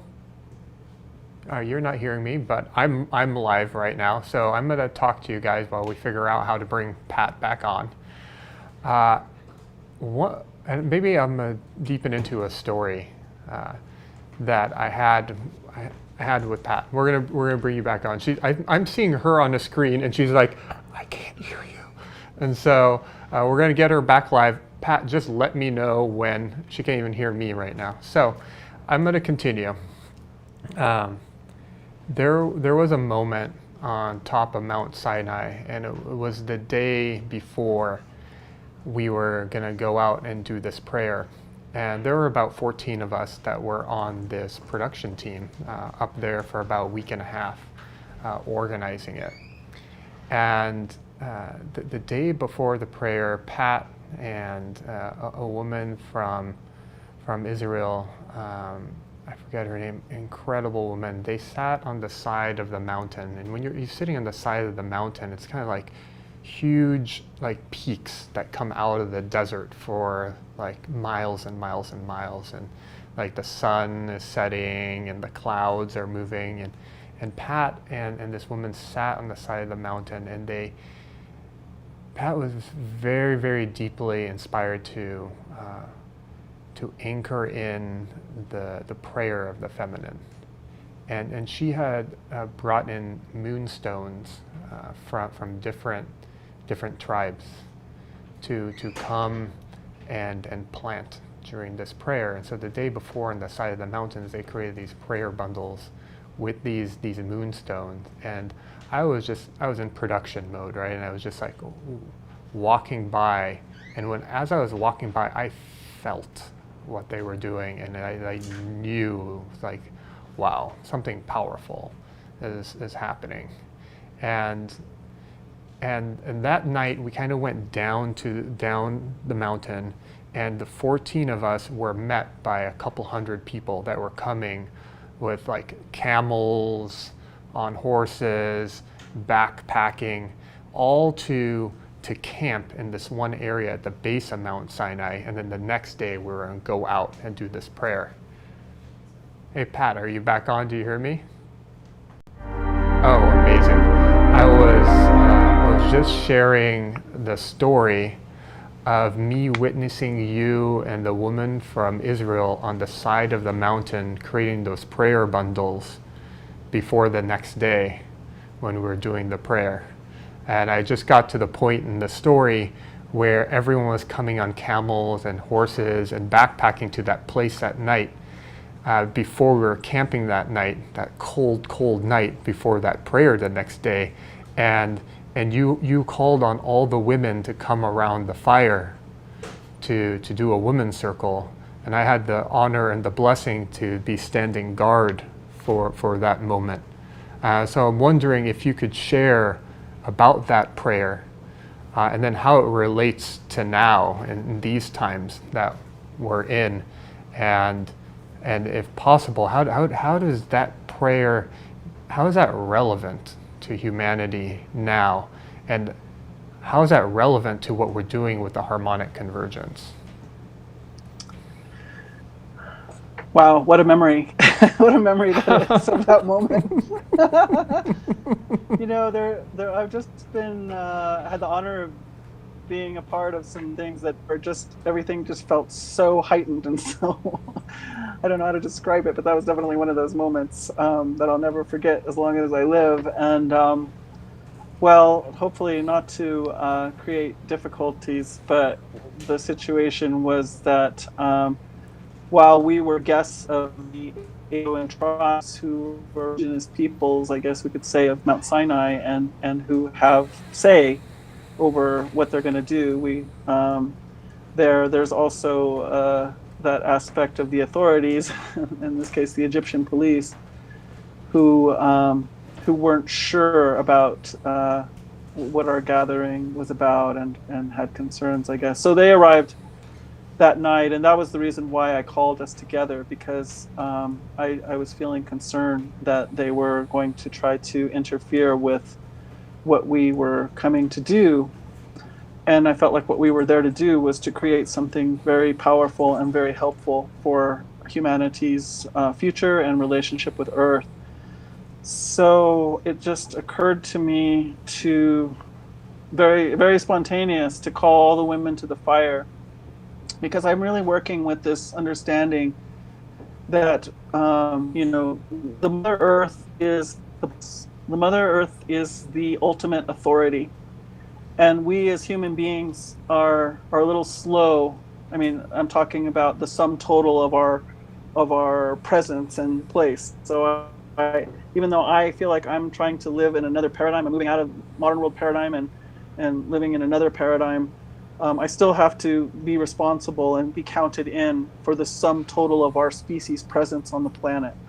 And that's something that I think is important for us to realize. You know, the Mother Earth doesn't understand us and them. Mother Earth only understands we. So we will only ever be that presence. I mean, this is something that really guides my actions. the sum total of our species' presence here, and what the impact is of that. So I'm a deep we being here. But so what I would feel is that the Mother Earth's authority is ultimate authority, and nothing is going to overcome authority. We're never going to bend the Mother Earth's authority to our way of thinking, to prefer, to the wealth we want to have. She's been tolerating this misbehavior for it's only been a fairly short time. I mean, it's kind of been a long progression leading up to this sudden up of, if you look at the last 75 years of Earth presence, it obliterates pretty much everything that came before in terms of our impact, right? So it took a long time to get to that moment, and then it just took off like a rocket. But I've been saying, that she's the boss, and all false authorities will bow to her eventually. It can be no other way. And Right. from Indigenous perspective, many Indigenous peoples will say that this is the fifth or the sixth world, depending on how you look at it, which tells us that we have lost worlds before. And that's something that modern world culture doesn't have much awareness of. They Right. feel like it's just been one long continuum, and we might drop off this one particular cliff. But I'm going to say that we've had to go through some lessons about this before.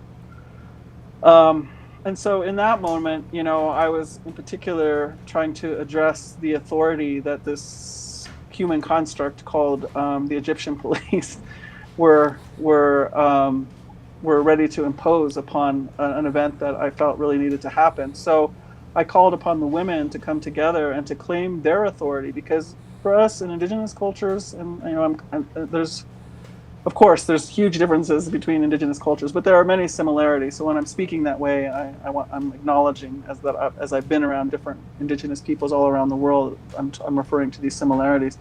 But I'm going to say we pretty much across the board, we're saying that the woman is synonymous with life, and the woman is synonymous with earth. And so, when I was with the Kogi elders from the Sierra Nevadas in Colombia, they came up to New Mexico. And after meeting with them for 5 days, their final words to us were, "To the women we say, you must move and speak and act with the authority of the mother." Wow. And so that just like rang through my body, still does. "To the women we say, you must move and speak and act with the authority of the mother." And so I called the women together to claim that authority in that moment. Say, what we are here to do in this prayer that we wanted to make in that location at that time, which to me I think was a destiny. We acknowledge the true authority here, and we acknowledge that authority will subdue any and all authorities. And as it happened in that moment, they ended up having dinner with us, as I recall. So yeah, that just kind of came up out of the moment. And then how that relates to, I guess, the larger view. So I want to talk a little bit about, the title I gave for the segment that I wanted to contribute to this week of the 2020 Harmonic Convergence was to talk about protocol in approaching the sacred. And so maybe this is a good place to talk about that. Perfect. I see this place that we have been placed in as a free will construct. I mean, I always kind of laugh and say, well, I mean, look around. Clearly, anybody can do whatever the heck they can dream up around here, because they're doing it. No matter how destructive, no matter who's being killed or whose way of life is being deprived, it just goes on. And so that's one way of expressing free will here. But we're getting ready to bump up, or we have bumped up, I'm going to say, against a natural barrier, which is you might be able to do whatever you can dream up here, but you might not be able to have life here, depending on what you choose to do with your dreams and what you dream up to do. So we're right at that. We're at that moment where we have to decide: are we just going to continue to say that any human can do whatever they can dream up, and go ahead and go off the cliff with ecological collapse and the collapse of our species, certainly, Or is there something else that we could choose, right? That's one way to look at our dilemma. And so so we have free will here, and so what that implies to me, and now I'm going to bring it back to the Lakota perspective. So I talk sometimes about the sacred hoop of life, and on that sacred hoop of life, every life form gets to have a seat, has the honor of having a seat on that circle. So flying ones, swimming ones, creepy crawling ones, four-legged ones, plant nation. And I'm going to say stones. A lot of people don't think stones are alive. They are. Mountains, they're alive. And so everybody gets to have their seat, including us, including the five-fingered ones, right? And so if everybody upholds their part of that sacred hoop, then life thrives, and the integrity of the hoop it gets stronger and deeper, right? But if any member doesn't uphold their part of that hoop, then the integrity of the hoop begins to fail. And so that's what I feel like we're seeing right now. And certainly with this mass extinction event that we're in, with these species disappearing, the integrity of the hoop is wobbling greatly. And I'm going to say I have to lay that a lot at our feet, the five-fingered ones, because we well, let me go back to the perfect case scenario. So in that sacred hoop, each member has a way of upholding and maintaining the integrity of its part of the hoop. Plants have their way. It's different from our way, which is different from a platypus's way, right? But everybody has their way. And so part of this free will construct, I'm going to say, also includes an aspect of sovereignty. So what do I mean by that? So sovereignty would be when each life form gets to have what it needs and is given the opportunity to fulfill its part of its perfect design for thriving life, its way of maintaining its part of the sacred hoop of life, right? And so that's what I'm going to call sovereignty, one aspect of our sovereignty here. So along with this free will, we have sovereignty. And so difficulty with human beings right now is acknowledging that basic principle to our construct, which is that we have to acknowledge the sovereignty of all beings. Not only of each other, which we're already seeing how problematic that is, and especially the deep and terrible sacrifice of George Floyd, which for it was the right time for our hearts to be moved by such an act of atrocity, such a violence, to really see where we are as human beings, that such a thing could happen. It did. And so our sovereignty, we were very concerned about our sovereignty with each other, but I'm going to say that's only a small part of the picture. We have to be able to acknowledge this sovereignty of all beings. We're an interbeing, not just humanity, but the whole hoop of life. So that sovereignty then, there's another aspect of free will, and that would be consent. Okay, so it's not only about not killing everything, because to be honest, everything eats something else in constant knowledge. So I'm going to eat eventually. If I'm a vegetarian, I'm going to stop a carrot from doing it. I'm going to stop a carrot from going to seed. I'm going to interrupt its trajectory to have my life. So what an interesting setup we're in, huh? To me, what that says is that this setup is a lot about relationship. So if I all being sovereignty, and yet I also have to take your life in order to have my life, that means we have into a place of consent, consensual agreement about, yes, I'm going to take your life, I acknowledge you. So this is part of what people in modern world observe indigenous culture. That's why there's elaborate prayer and ritual and offering around going for the hunt, because it's these beings as sovereign beings, and they're also considered elders to us who are here to teach how to be here, and yet we're going to go and take their life. So something has to happen in there. There has to be mutual agreement for that to happen. And so, we were talking last week, and I want to bring this piece up that really brought consent home to me. here in the United States, we were affirming one of our Supreme Court justices, Justice Kavanaugh, and a woman came forward to describe her sexual from this man, and it was a hit display of playing, and the woman was really not heard. Justice Kavanaugh went on received that position for because of his backing. The woman who brought her story out in such a public way, she has moving, she has threats. I mean, it's pretty hideous.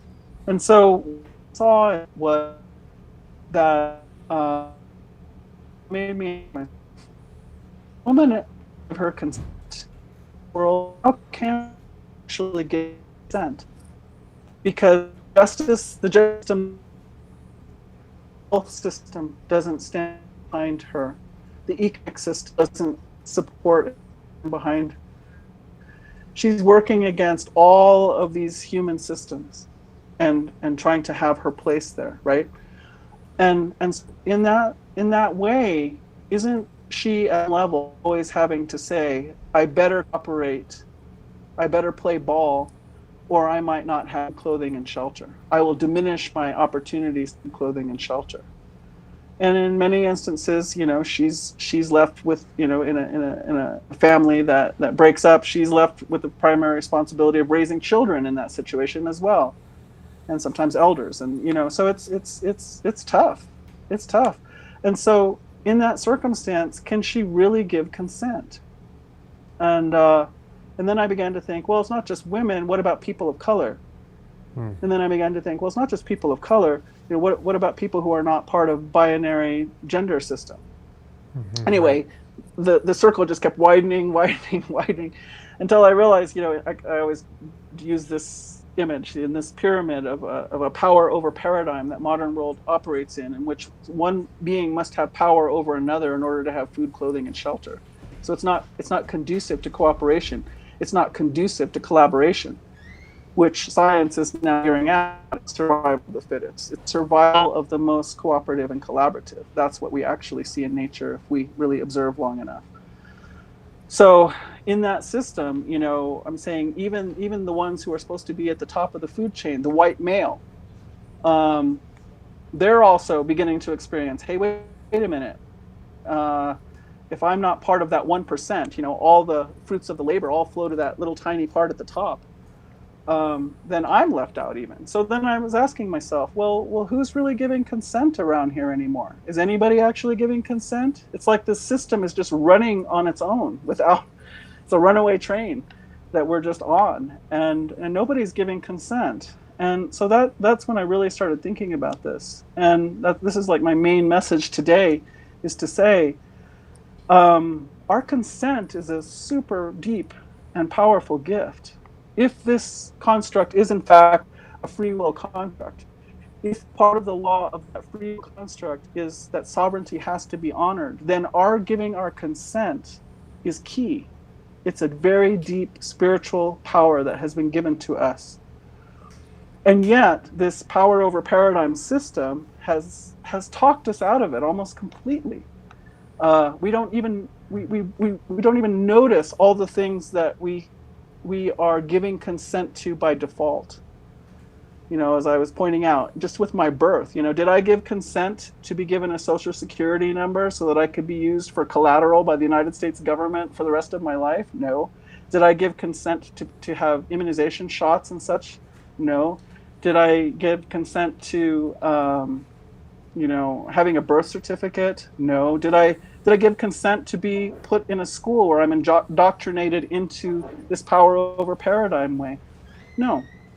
So for right from the very where that critical piece of consent is not acknowledged for most human beings. And so we kind of go along giving consent by default over and over and over again. But I'm going to say that spiritual law says that when one being overcomes and overrides the free will and the consent of another, there is an accounting that must come due.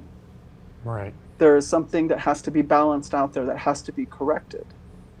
So one of the things that I've been saying in my talks in the world is to say, it's really important for each one of us to reclaim our consent. What do we give consent to? And I think part of the reason that we don't think about our consent so much is because we think, well, it doesn't matter whether I give my consent or not. They're just going to do it anyway. They don't care about my consent. But the difference is when we don't, when we declare, I do not give my consent to X, and whoever it is, whatever it is, comes over and crosses that line, it engages spiritual law. And spiritual law says an accounting must come due for that.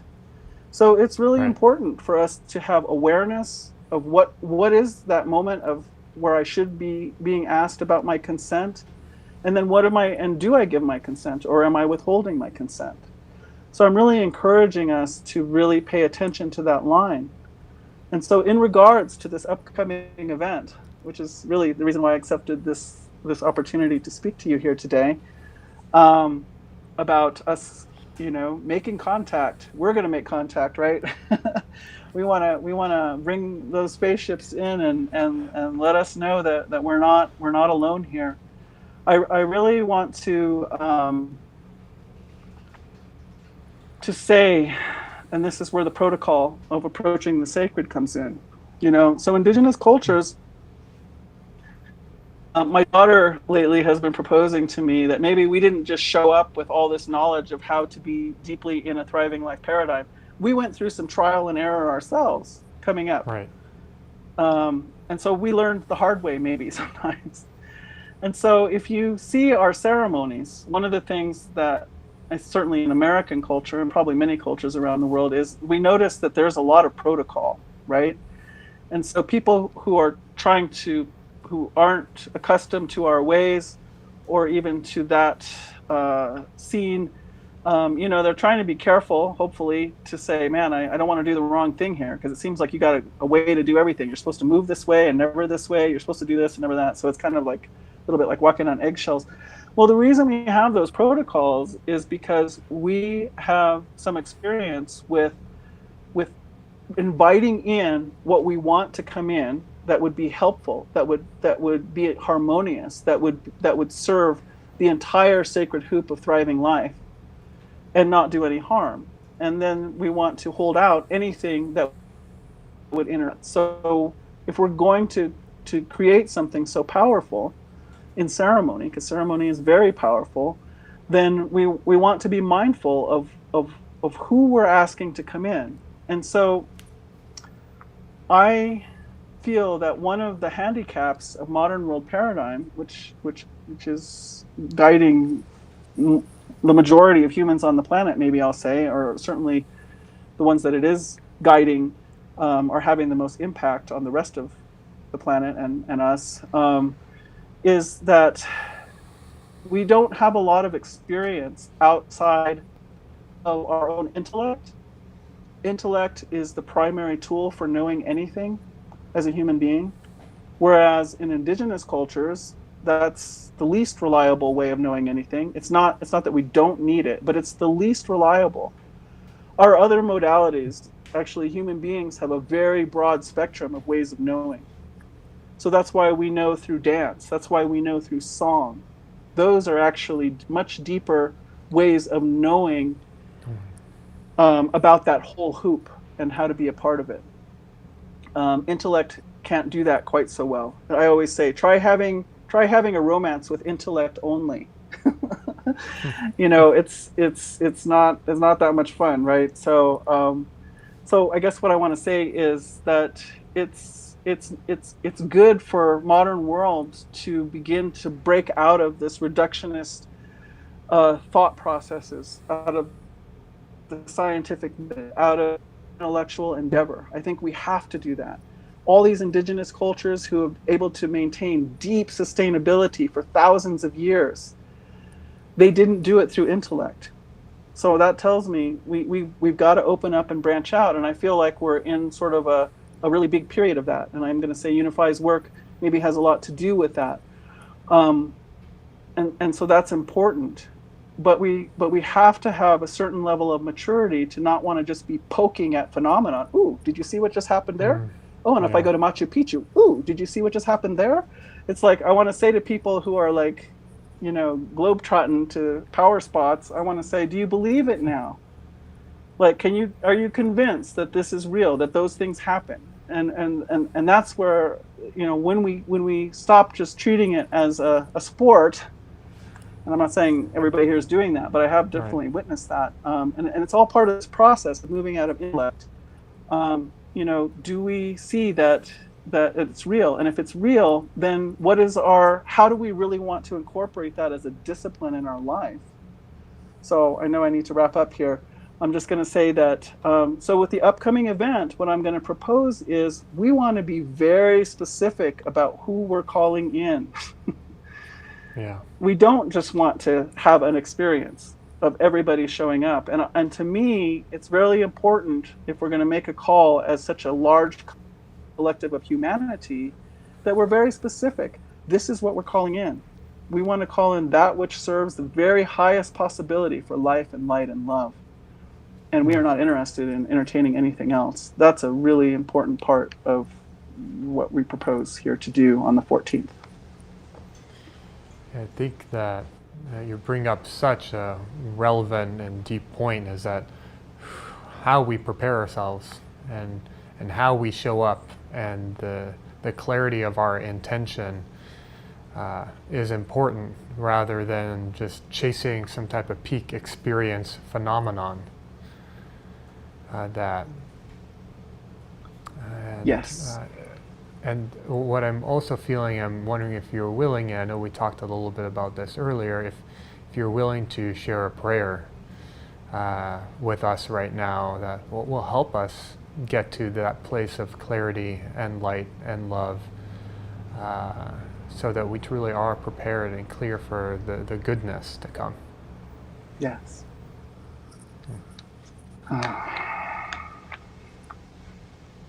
So, Wakantanka, Dunkashila, Unshimaka, Shema, Shiche, holy people all around. It's me, Wiakpa, Najimwi, coming before you on this holy day of Bitukile, Wopila, Ahehe. Thank you for making this creation so beautiful. Thank you for making me so beautiful. Thank you for making Patrick so beautiful. Thank you for making all of our relatives so beautiful. I want to say thank you for the beautiful possibilities for co-creation and for thriving life paradigm to grow and expand, and to come into harmony and balance. Right now, it feels like we are really struggling with understanding how to do that, why to do that, and also to even have the vision of how beautiful all of our creativity could be if we could keep it within the laws of this construct. So I ask for your help, for each one of us, with that at this time.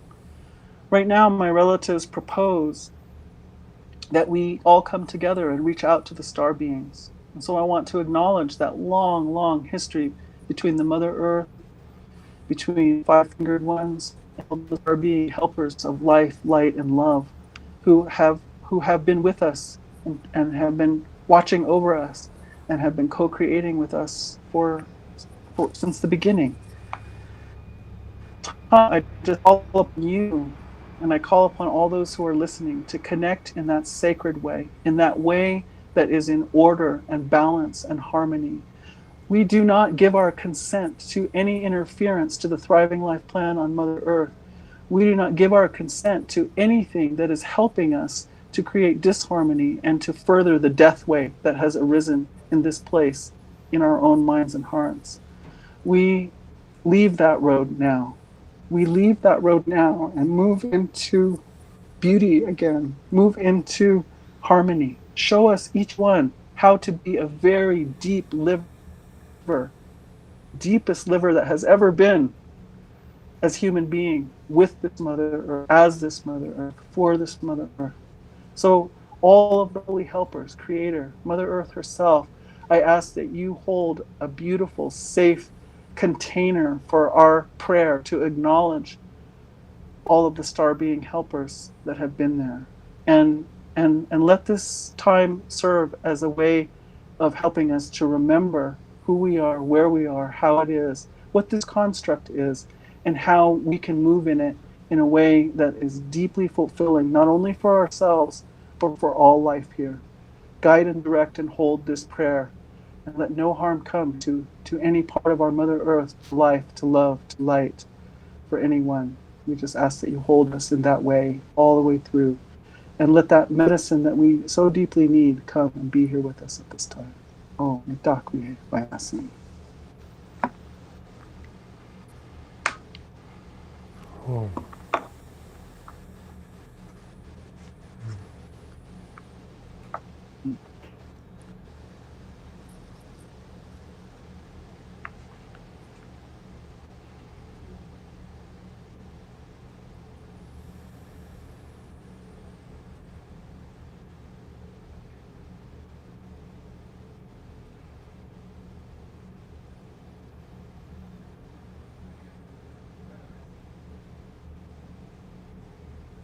Thank you so much for that prayer. My honor.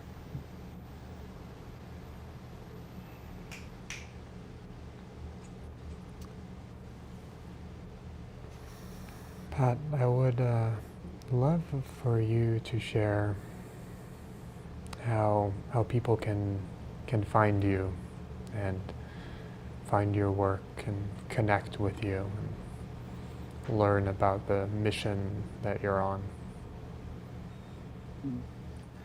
Well, I do have a website. Don't spend a lot of time there, so there is some things there. It's at patmccabe.net, patmccabe.net. But also, I have had a number of talks recorded. So if you Google Pat McCabe or Woman Stand Shining, a lot of what I really know that Spirit wanted me to come and say at this time is there. So I encourage you to look that up as well. Beautiful. Pat, thank you so much for joining us, and I look forward to seeing you on the front lines of prayer again one day. I have a feeling that will come to pass. Right. Thank you, Patrick. Thank you. Bye. Wow, that was super deep for me, and mostly because I've prayed with Pat before, on top of Mount Sinai, and this prayer that she led us through really reminded me that we are nature, and we are earth, and we are the mountains. And I honestly am having a hard time talking right now. I feel very like earth, and I'm also feeling the spirit that awoke inside me from that prayer, and the kind of like the dance between that spirit and the earth inside me as we prepare over the next couple days, the next few days, for this big global meditation that's going to be happening on the 14th. And so I'm going to be logging off now. We have Cujo up next, and in between this interview and that interview, we're going to have a meditation happening. So thanks for logging on. Have a great rest of your day, and I'll see you guys soon. Peace.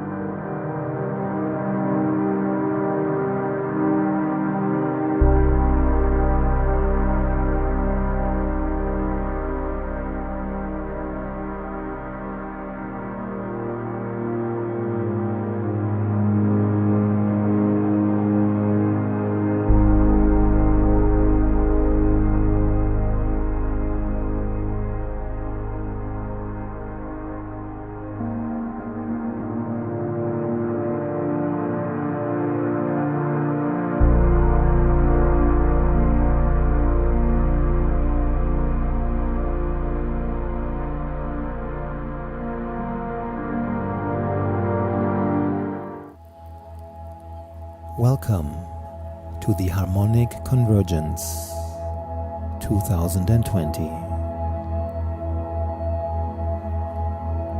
I invite you to take in these beautiful images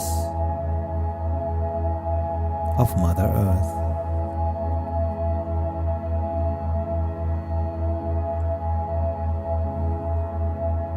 When you're ready, close your eyes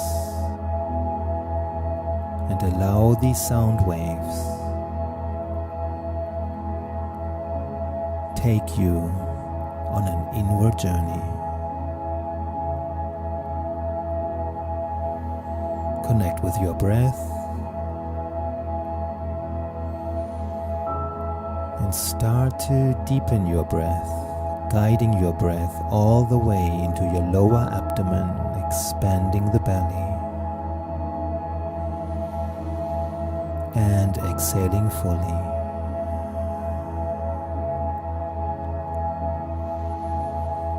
Take a few deep cleansing breaths.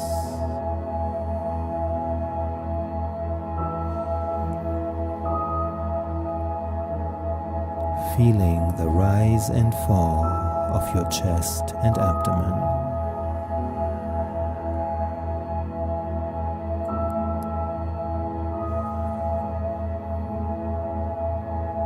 Let your exhale be slow and long, sending a signal to your nervous system that you are safe.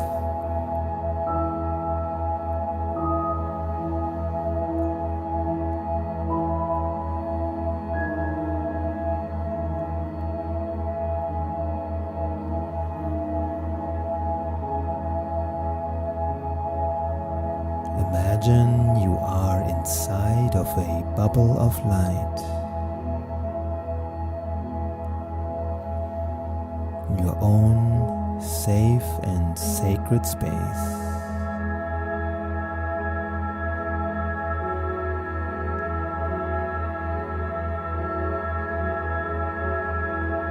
Allow yourself to become aware of any tension, tightness,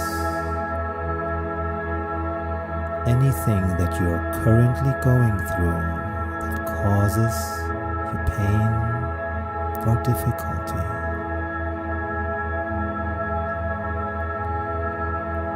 Simply seeing it for what it is.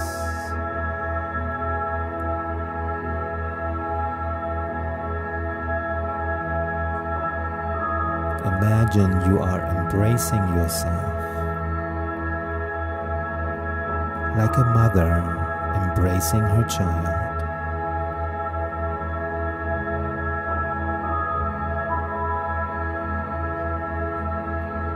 Holding yourself with love and compassion.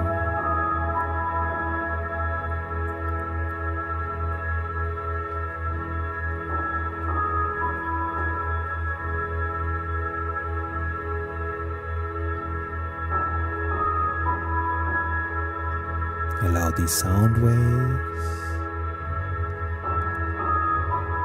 be like a healing flow moving right through you, releasing any tension or tightness, suffering or pain.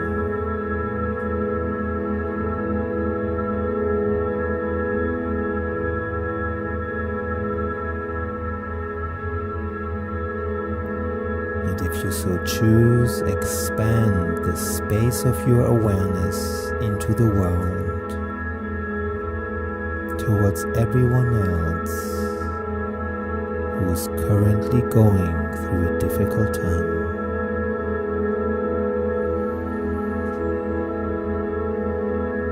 Then slowly bring yourself back into the here and the now,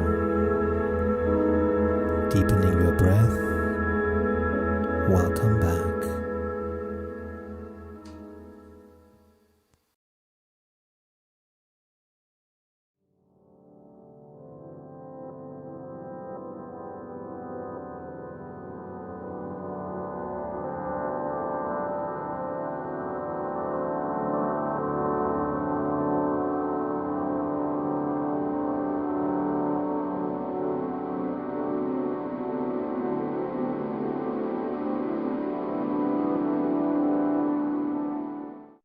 Hello and welcome. Thanks for staying tuned here. They're Harmonic Convergence. Today we're talking about move with nature, moving from despair to nurture. And with us is a really incredible man that I had the really great privilege of being with up in Peru in the Tawantinsuyu up there. We climbed Machu Picchu, Huayna Picchu. He's a medicine man from the Andes. He's deep in the rediscovery and the reawakening of this Andino wisdom of the Tawantinsuyu. And his name is Cucho, Juan de Dios Cucho. Thank you so much for being with us. Hello, you have a great background. Sí, muy buenos días. En estos días esplendorosos de luz y sobre todo en una apertura tan importante en este tiempo, en estos días, en esta semana que estamos pasando. Vamos a calificarlo, decir que este es un gran portal, un super portal para iniciar una serie de eventos, tanto en el aspecto humano, en el aspecto de la naturaleza y del cosmos. Porque después del solsticio de invierno, el eclipse y otros eventos, y el que viene en esta semana, fin de semana, la luna llena, se apertura un espacio muy especial para poder reflexionar, poder alinearnos en esta nueva situación tan extraordinaria que la vida nos presenta. En ese sentido, desde aquí, desde este lugar mágico, desde este lugar de poder de Machu Picchu, deseamos compartir, ya que como nunca, este lugar también por la tranquilidad que ha tenido en este espacio, nos muestra un espacio diferente, una manifestación muy especial en cuanto podemos aprovechar para compartir en base a las necesidades, en base a esta nueva situación tan especial que se nos presenta. Sí, pues así es, estos cambios tan grandes que vienen, ¿no? Necesitamos todo el apoyo natural así. Y pues ahí que usted está viviendo en aguas calientes desde hace muchos años, ahí en las faldas de Machu Picchu, digamos. Y me gustaría saber en qué sentido usted nota cómo, sobre todo en este aspecto ancestral, se lleva el conocimiento del movimiento de la naturaleza y cómo se puede uno respetar así de la manera que está hablando usted también de las estrellas, del movimiento de la luna. Entonces, ¿de qué pistas nos dejaron los ancestrales y de qué manera usted las está descifrando, ¿no? Del movimiento de la naturaleza? Básicamente, dentro de uno de los aspectos fundamentales de la cosmovisión del hombre andino, había un patrón que se llama el buen vivir, o el Munaycausay, el Allincausay. Este mandato o principio de la civilización andina nos llevó a comprender integralmente un todo en relación macro, las tres pachas, el Hanajpacha, el Caipacha y el Ucupacha, donde ese principio se traducía o se traduce en el cumplimiento, en el comportamiento, cómo relacionarse con esos tres aspectos tan fundamentales en el ser humano: la laboriosidad, el trabajo, luego viene el amor y luego viene el conocimiento. Entonces, el cumplimiento de esos tres aspectos del hombre en relación a la naturaleza armonizaba completamente y nos daba una gran opción para poder organizar, hacer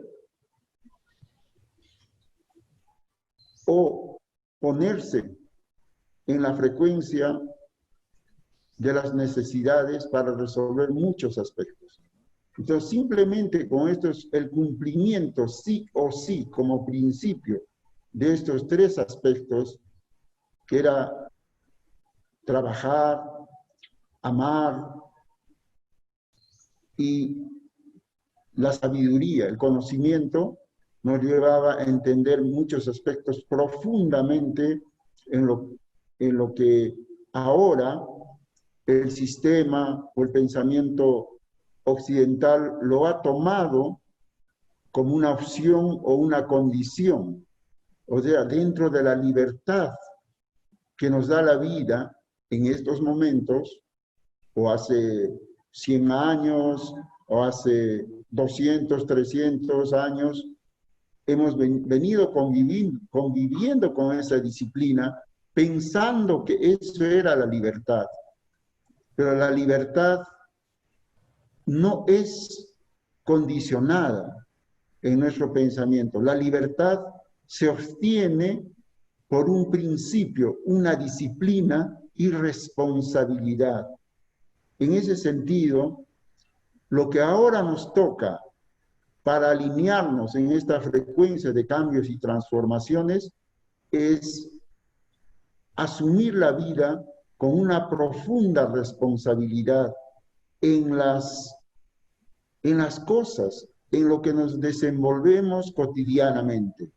Y eso nos llevará a armonizar, eso nos llevará a poder tener una visión en lo que hagamos,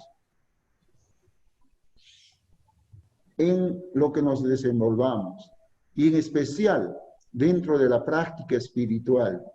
Si realmente nosotros queremos comprender profundamente esta gran opción que la vida y la vida de los seres humanos está percibiendo este momento especial, entonces tenemos que asumirlo con mucha responsabilidad. Entonces la responsabilidad consolida aspectos propios del ser humano: la mente, los pensamientos, los sentimientos, y nos vamos encaminando a recibir y alinearnos en frecuencias especiales, y eso podemos transmitirlo a todos nuestros seres queridos, a nuestra comunidad y especialmente a la humanidad, que en estos momentos requerimos de esa paz, de esa tranquilidad, para repensar, para restaurar, para reconstruir muchos aspectos de la percepción.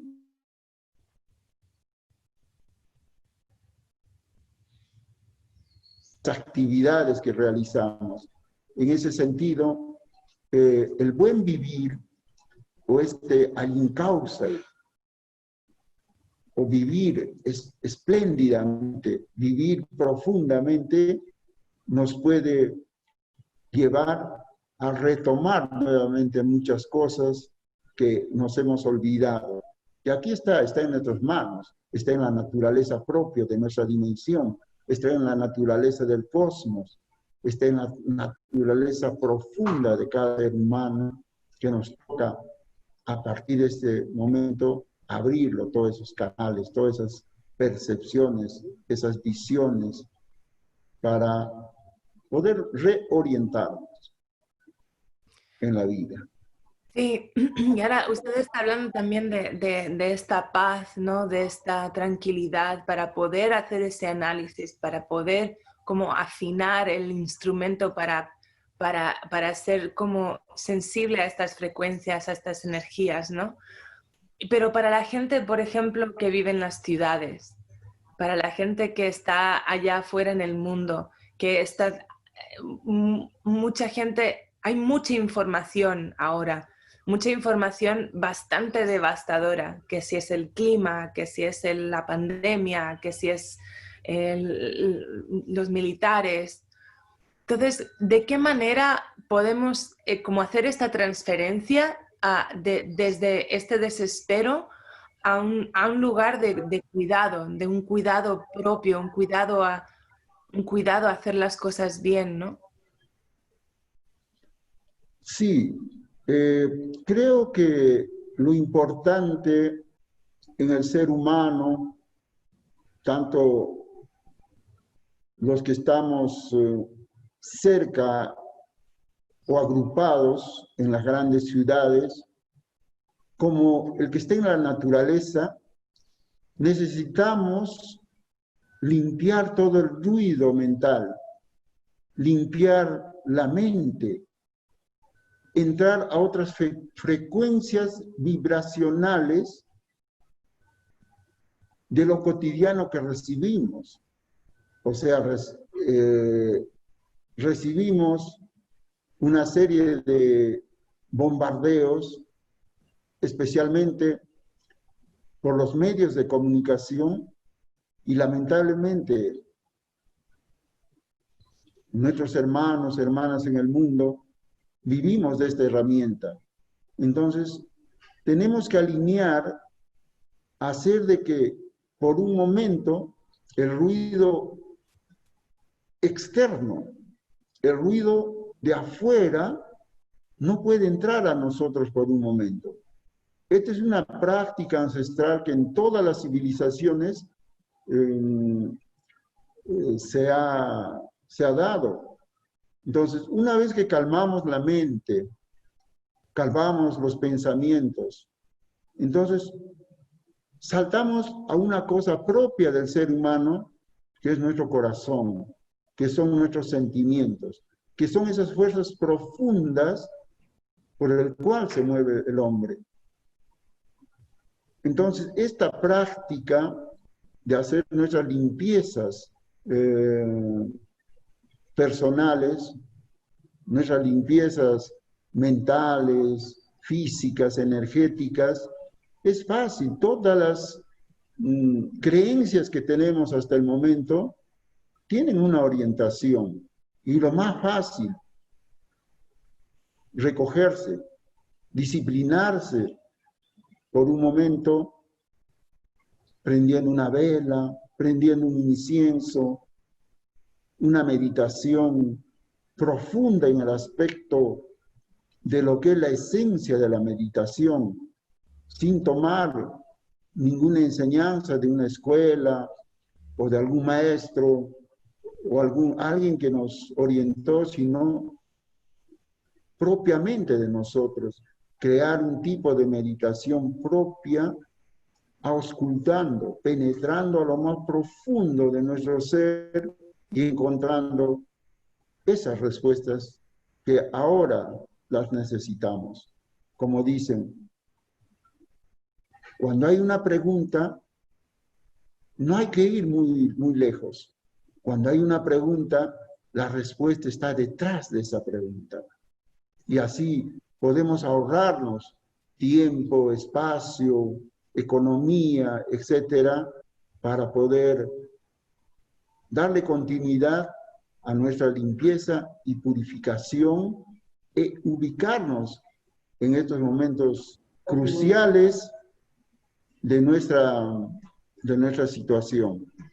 En ese sentido, el mensaje para los hermanos, hermanas, inclusive para nosotros mismos, es adoptar esa disciplina de volver a nosotros mismos hacia ese ingrediente fundamental que es nuestro centro, nuestra semilla, que muchos lo identifican como el corazón. Sí, el corazón de aquí y el corazón de tu centro. Ahí está tu semilla, ahí está la esencia de cada ser humano, de cada ser viviente. Me gustaría también, Cucho, si nos pudieras hablar un poquito sobre este concepto de Aini. El Aini, en la convivencia social de nuestro mundo andino, amazónico, altiplánico y de la costa, es una práctica ancestral que representa la reciprocidad. Socialmente es el hombre con el hombre con la naturaleza, y energéticamente igual, el hombre con el hombre. Entonces, ¿qué significa la reciprocidad? No estar preparado, sino vibrar. Vibrar en las dimensiones de alegría, de felicidad, de abundancia. Entonces, cuando tenemos eso, tenemos que dar para que siga viniendo, para que sigamos recibiendo, porque si no compartimos, se estanca y comienza a crecer y cristalizarse nuestro ego. Entonces ahí comienzan a venir los problemas, la desigualdad. En ese sentido, el Aini es un principio fundamental también que desarrollaron nuestros ancestros, y podemos llevarlo a la práctica. Ahora que hay un desequilibrio, entonces la responsabilidad es cómo nivelarlo, cómo hacer que la humanidad alcance esa dimensión de tranquilidad. Cuando hay reciprocidad, cuando se nivelan las cosas, entonces tenemos opción a que que nuestra vida misma pueda desarrollarse en armonía. Entonces, el Aini es un concepto profundo de reciprocidad entre el hombre, la naturaleza y lo sagrado también. Sí, también me hace pensar en este concepto que nos explicó un poquito en nuestro viaje a Perú, que es el shami, shami, shami, saiwa, saiwa, saiwa, ¿no? Exacto, exacto. Dentro de la práctica espiritual andina, traducido, por ejemplo, en el concepto de estos momentos, la meditación, en nuestro caso, era práctico. Esa comunión directa entre lo que es los pachas, el cosmos, la dimensión de la naturaleza y la dimensión de este mundo que representamos nosotros, ¿no? Entonces, esa correspondencia se orientaba en los dos centros, en el centro de nuestra galaxia y en el centro de nuestra Tierra. Entonces, ubicando estos dos vórtices, uno llamaba y jalaba, no tanto así con la intención, sino con la extensión y la profundidad que tienen esas dimensiones. Entonces, desde el centro de la galaxia se jalaba la luz, se jalaba las vibraciones, se jalaba la energía hacia el centro, hacia el corazón de nuestra Tierra, de nuestro hogar, de nuestro planeta. Y así recíprocamente, con esa misma extensión, se jalaba desde el corazón, desde lo más profundo de la sabiduría que se guarda en ese vórtice, se enviaba nuevamente hacia el centro de la galaxia.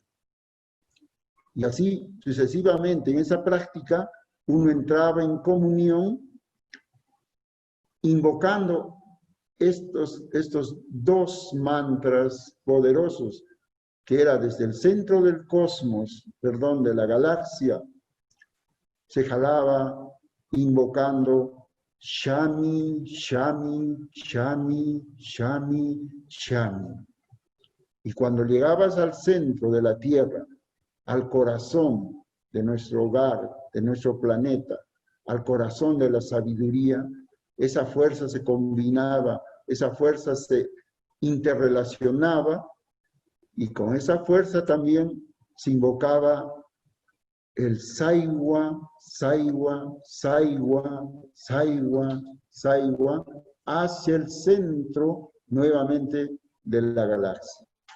Y así sucesivamente con esa práctica de jalar y enviar, el ser humano tomaba conciencia, tomaba fuerza, tomaba tranquilidad y esa fuerza hacía que esa fuerza de conciencia cósmica y telúrica hacía que llegue al centro de tu ser, tocaba tu semilla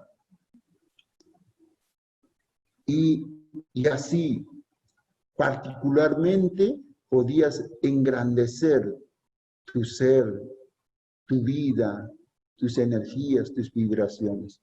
Entonces es una práctica que lo puedes hacer en cualquier lugar y en cualquier momento. Shami, Shami, Shami. Saiwa, Saiwa, Saiwa para fortalecer. Shami, Shami para bendecir tu ser. Shami, Shami para engrandecer esa conexión de la conciencia cósmica con la conciencia propia del ser humano. E igualmente, el Saiwa Saiwa es recibir grandes sabidurías, fuerza, energía, desde el corazón, desde el núcleo, desde el centro, desde el nido de ese gran símbolo que es el Amaru o la serpiente, quien te elevaba con una especie de un Lingli o un Kundalini, como conocen, y te reforzaba totalmente tu integridad.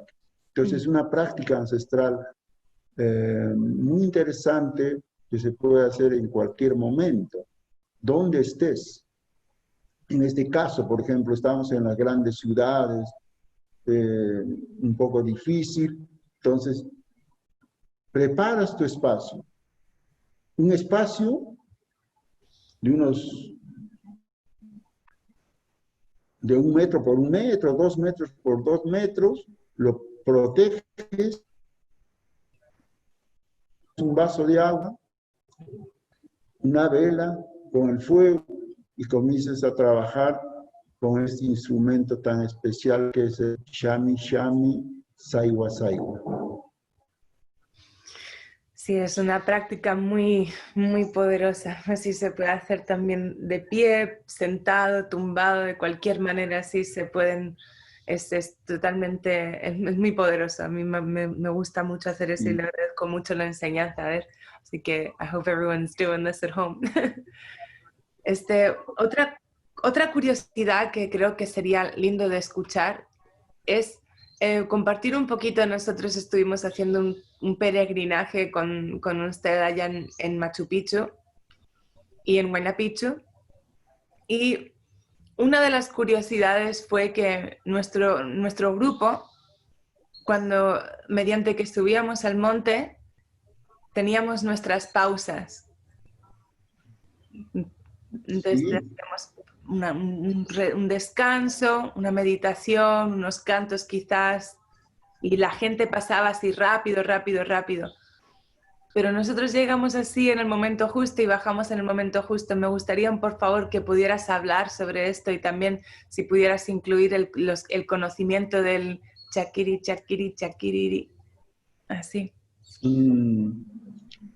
Muy bien. Una práctica de purificación es el desplazarse, caminar en las montañas. Y con el objetivo de alcanzar la cima. Porque son los lugares de mayor purificación, son los lugares con un potencial energético de alta dimensión. Llegar a la punta o al tope de las montañas.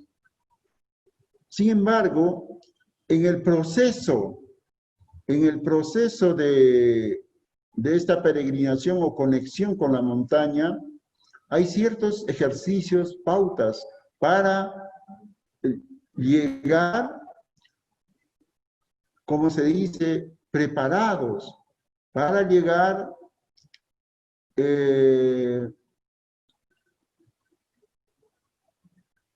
limpios a conectarse con el espíritu de la montaña. Por ejemplo, cada paso que uno da en el proceso es hacerlo con conciencia, tu movimiento. Decirle a tu ser, estás aquí ahora. Entonces, cuando tú pones el pie izquierdo a la montaña, o al peldaño, a las escaleras, el pie izquierdo siempre con el corazón, con tu esencia.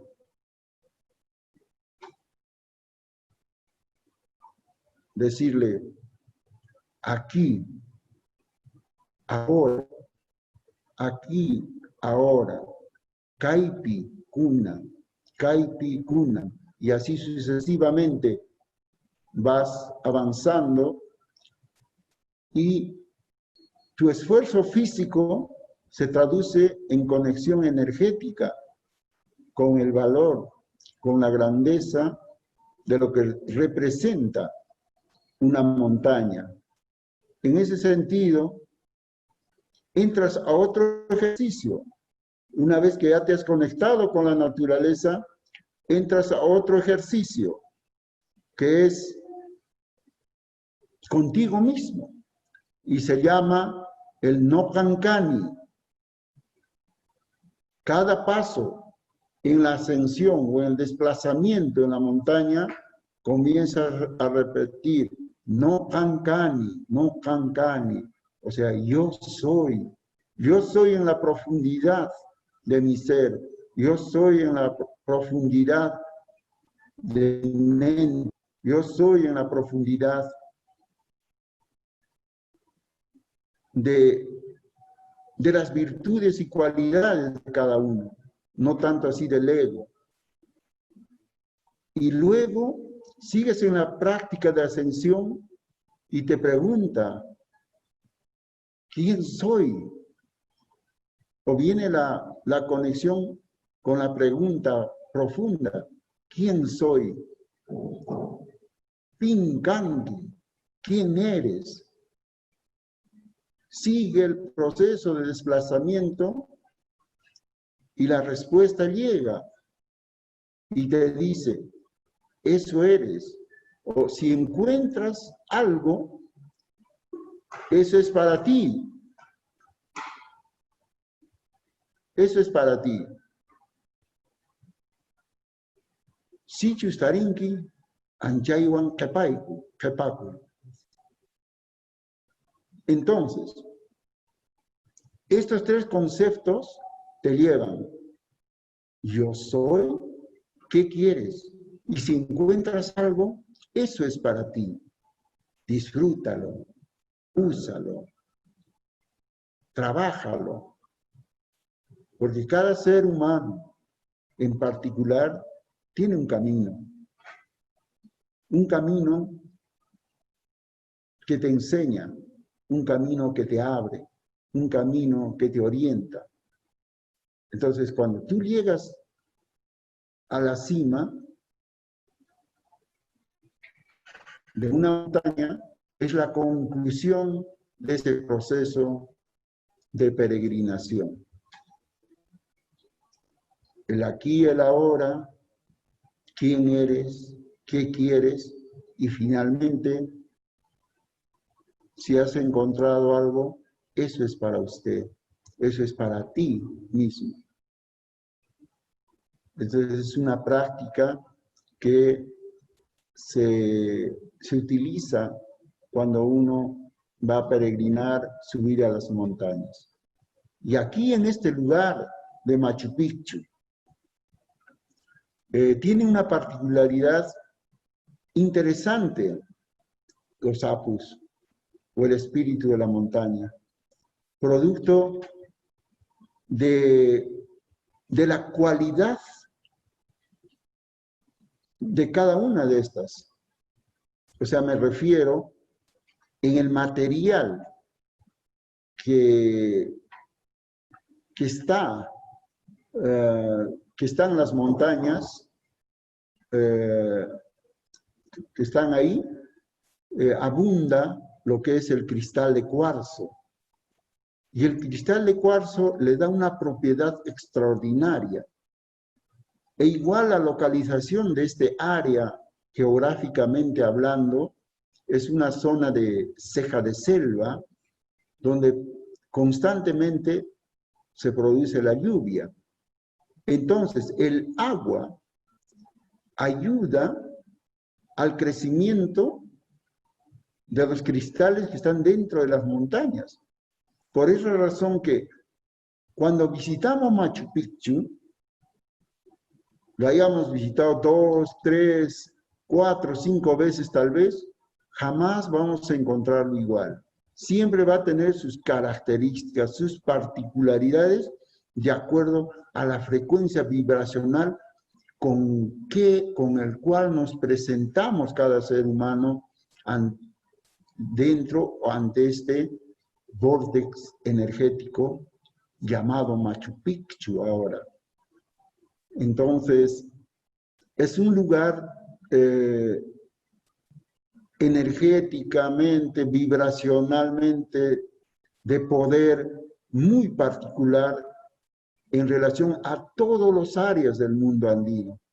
Y hoy por hoy, con este despertar, con esta pausa que la vida nos ha otorgado, ya aquí en el valle de Machu Picchu se siente como la transmisión desde ese vórtex que estamos tan cerca, la transmisión se alinea y te invita a dejar todo lo que nos habían bombardeado, dado durante meses.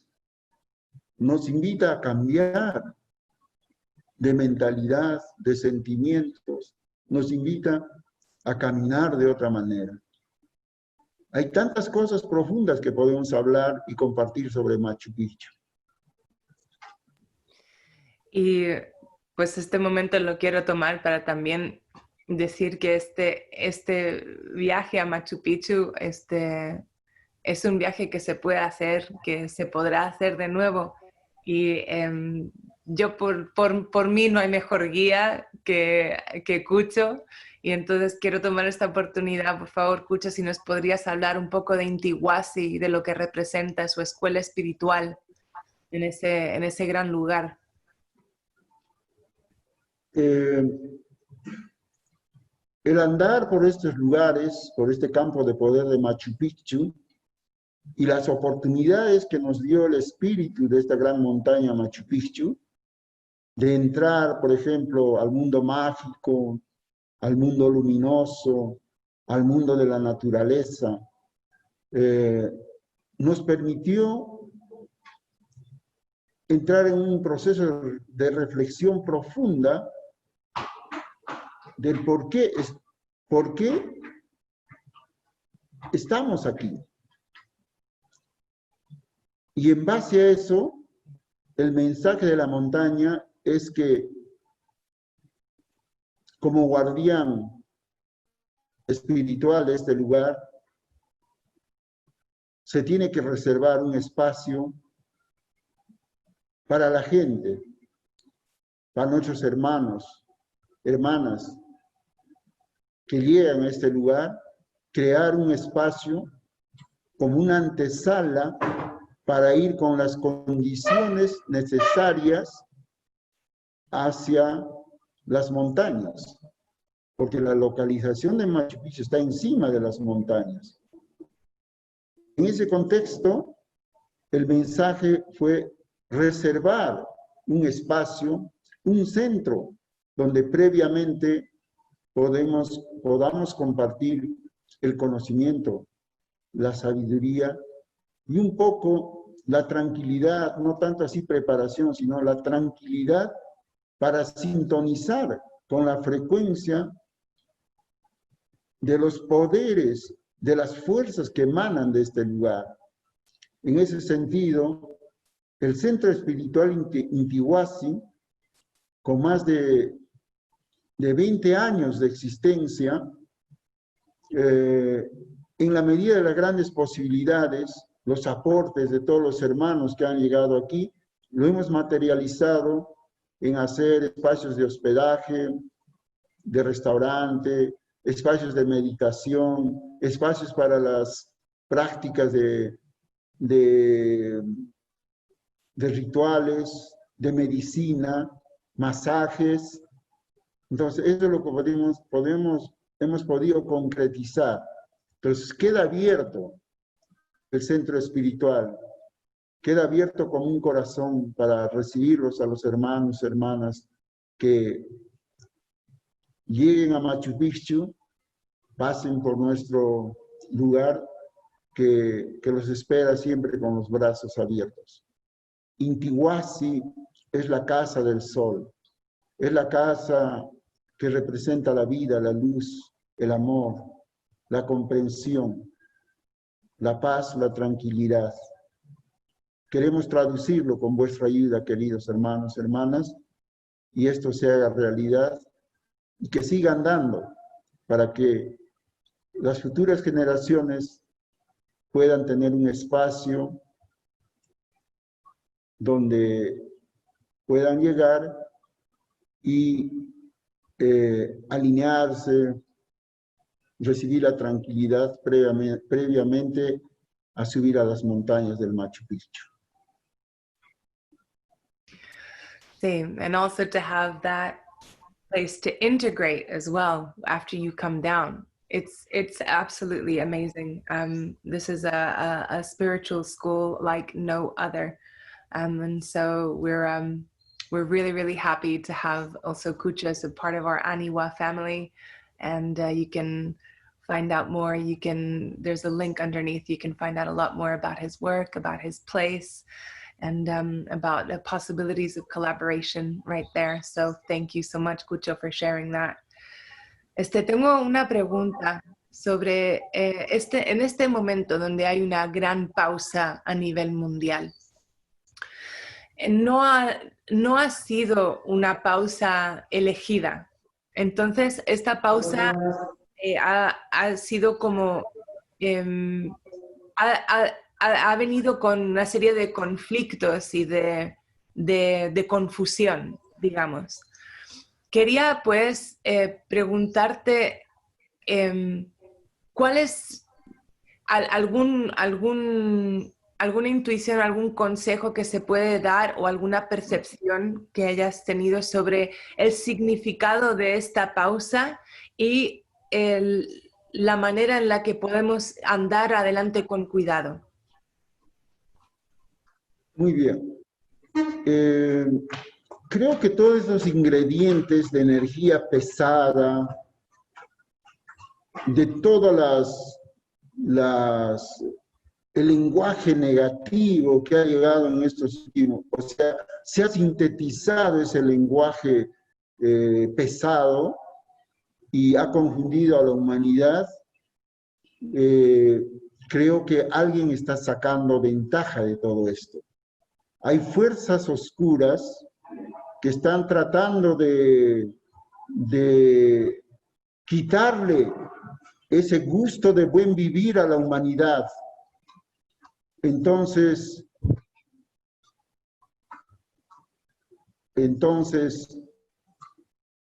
ahora más que nunca, tenemos que ponernos a la vanguardia.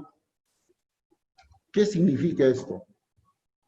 Canalizar buenas intenciones, canalizar la alegría, la felicidad, canalizar la tranquilidad. O sea, todos los ingredientes de un aspecto de cambiar todo ese lenguaje pesado. Porque caso contrario, si la humanidad continúa con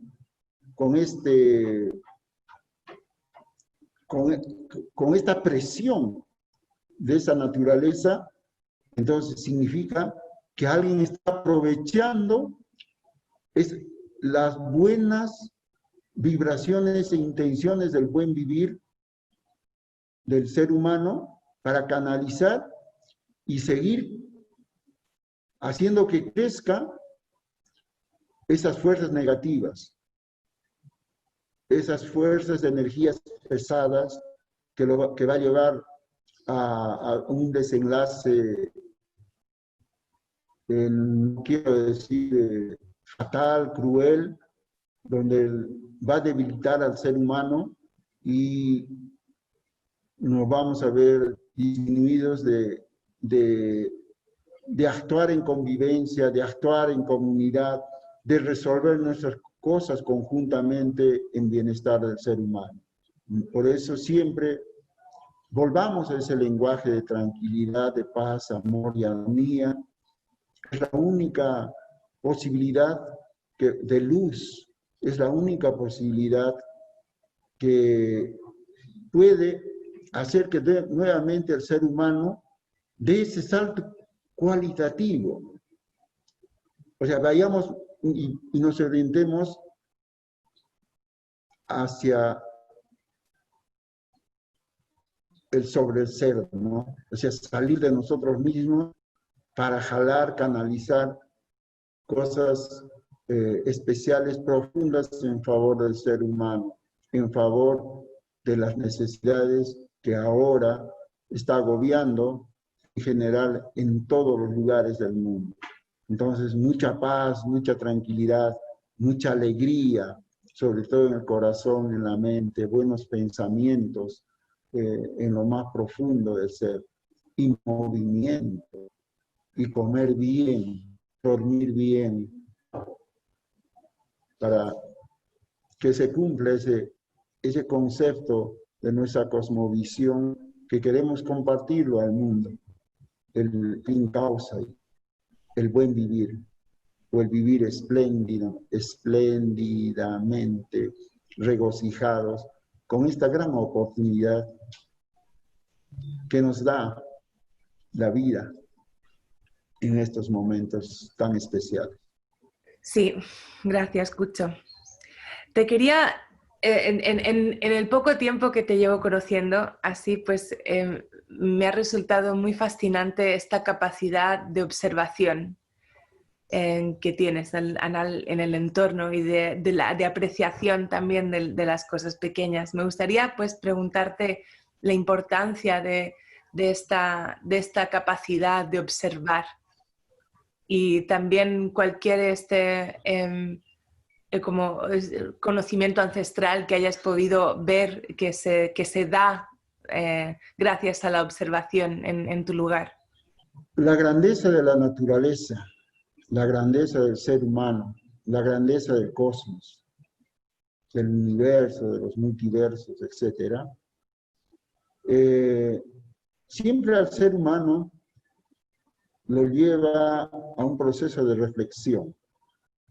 Y en el caso de la experiencia propia, la práctica espiritual aquí, en este lugar que estamos rodeados, en su mayor porcentaje de naturaleza, cuando nos llevó a la meditación profunda en el entorno de este campo de poder de Machu Picchu,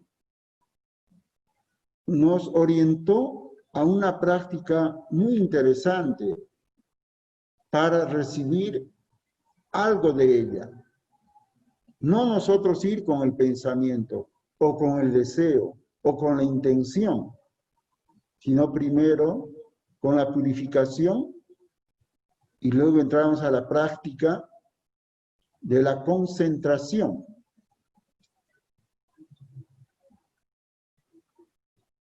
La concentración nos invita a observar sin tocar nada. Y ahí hay un resultado, un mensaje, algo que uno necesita.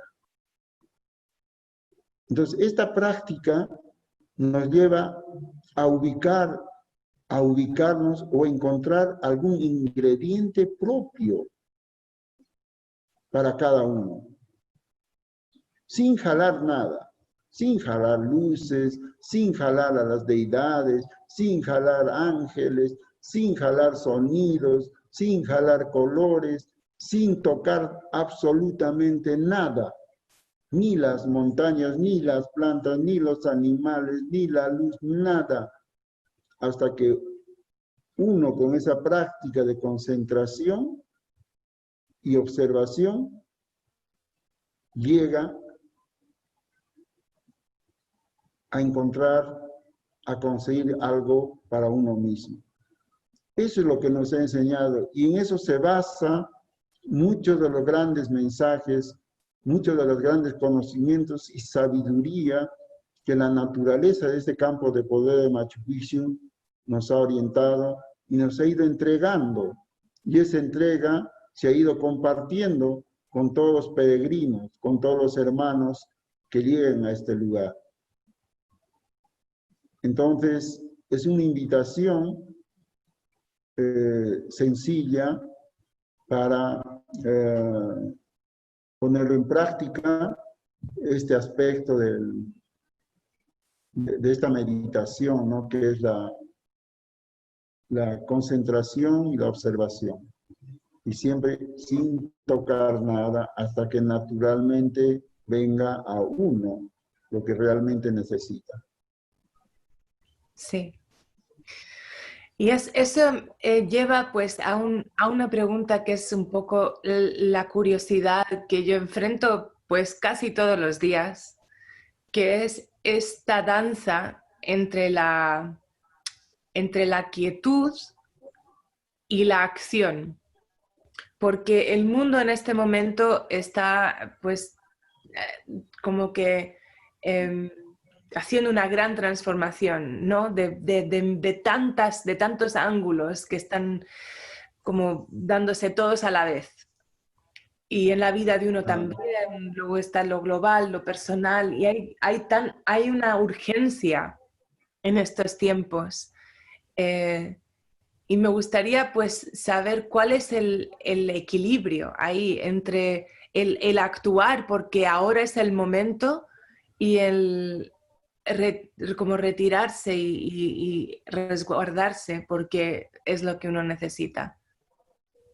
Sí, creo que este aspecto está en relación al sujeto y el objeto. Por ejemplo, cuando uno se pone al frente, como estamos haciendo en este momento, de compartir, en el caso mío, yo no me pongo como un gran conocedor, no me pongo como un gran conferencista, o quiero que aprendan de mí algo, sino esa relación del sujeto y objeto, o sea, entre uno y otro, tiene que ser correspondiente para que ambos podamos comprender la profundidad de un tema específico que estamos tocando.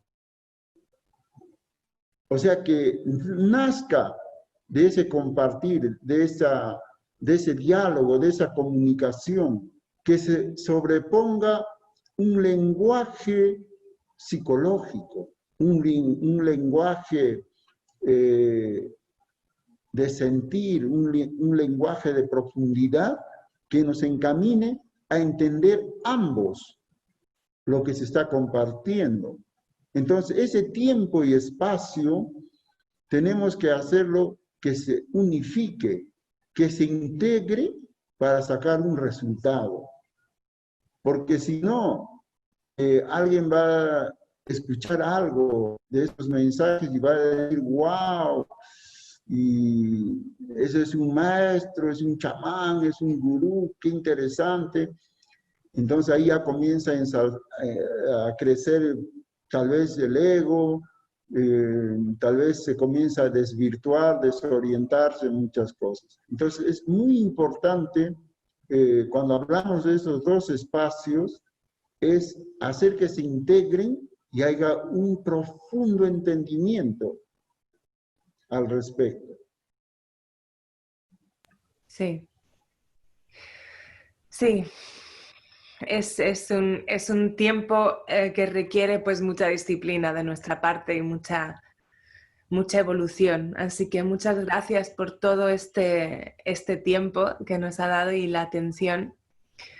Si tiene algunas últimas palabras para nuestros oyentes, nuestros participantes aquí en esta discusión.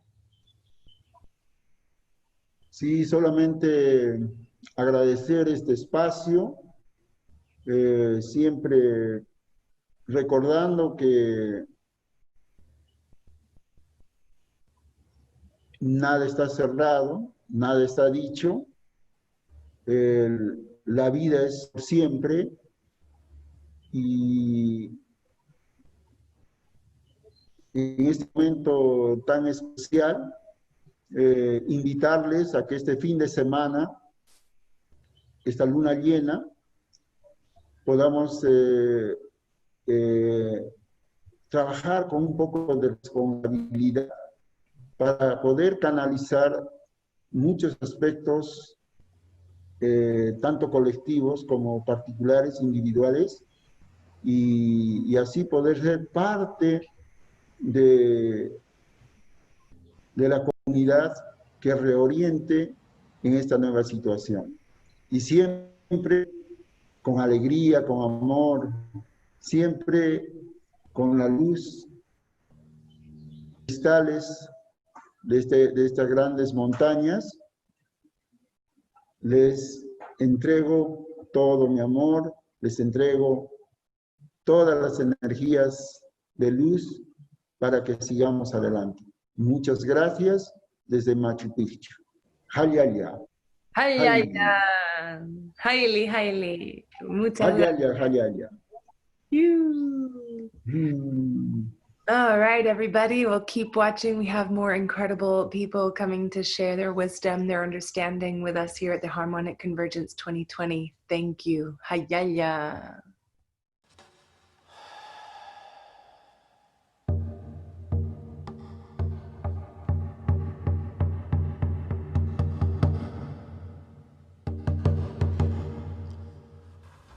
Alabao al gran creador y formador del universo, siempre se dan las gracias. Gracias, oh corazón del cielo. Gracias, oh corazón de la tierra. Gracias, oh corazón del agua. Gracias, oh corazón del fuego. Oh cuatro vientos que respiramos el corazón de nuestra vida. Te damos siempre las gracias. Te pedimos el permiso para que nos abras el camino en las cuatro direcciones. Gracias, abuelos y abuelas Balanguichea. Oh Palomá, dador de vida.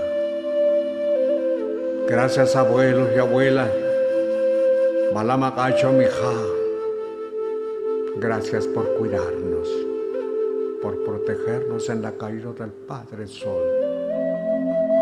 Gracias, abuelo Oik Balam, abuelo Kakishaja, manantial, nacimiento de las aguas, donde nacen, surgen el agua que corre en nuestras venas, nuestra medicina, el sanador de nuestra vida. Gracias, abuelo Mahukuta Sunuña, postrados en el ocaso del viento, donde recibimos el alimento sagrado de toda la producción que nos da la Madre Tierra. Gracias por darnos todo lo necesario, el alimento sagrado, el alimento espiritual. nuestro vestuario, el producto de nuestro trabajo. Gracias te damos. Te pedimos por nuestros hermanos menos válidos que no tienes un pie, un brazo, un ojo. Que no haga falta. Que no haga falta. La abundancia que haya siempre en todos los hogares.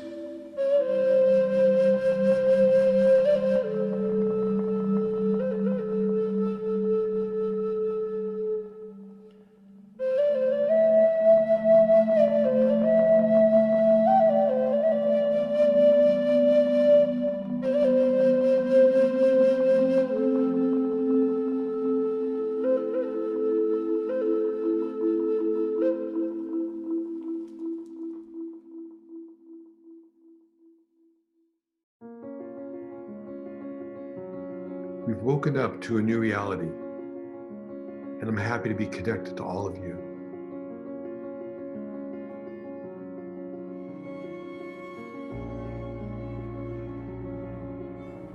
Everything is connected.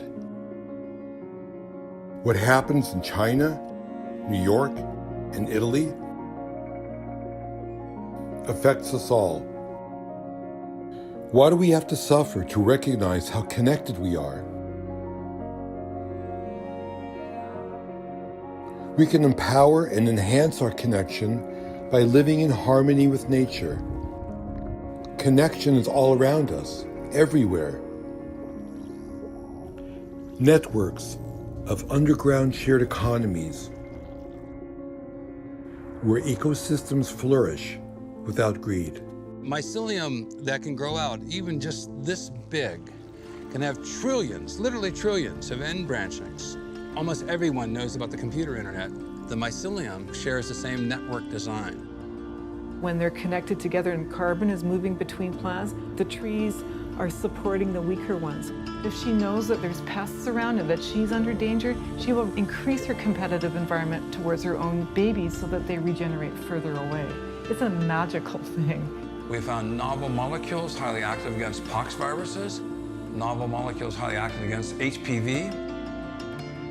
They have incredible capacity to make things change very, very quickly. So if we can work with them, if we get it, as humans get it, we can change this thing really fast. So I am super hopeful. Nothing lives alone in nature. Communities survive better than individuals. Let's use our connection to Earth and to one another to preserve, protect, feed, and grow.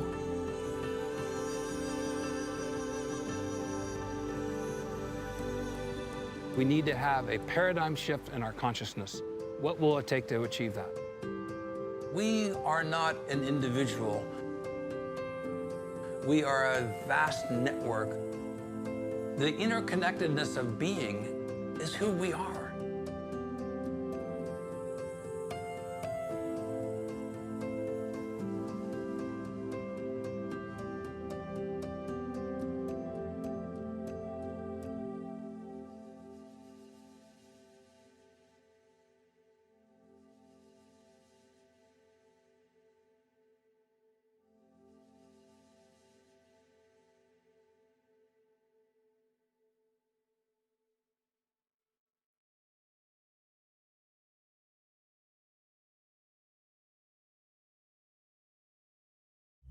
Can you hear me?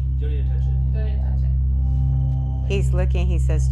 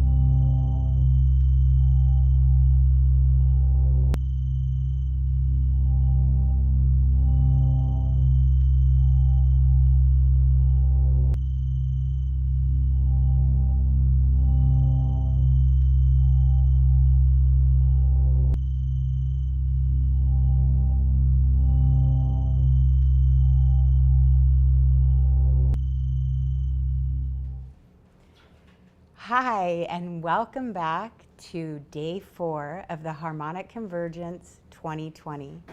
I'm Michelle Anderson from Awakening Code Radio on KXFM, and I am overjoyed to introduce our speaker today.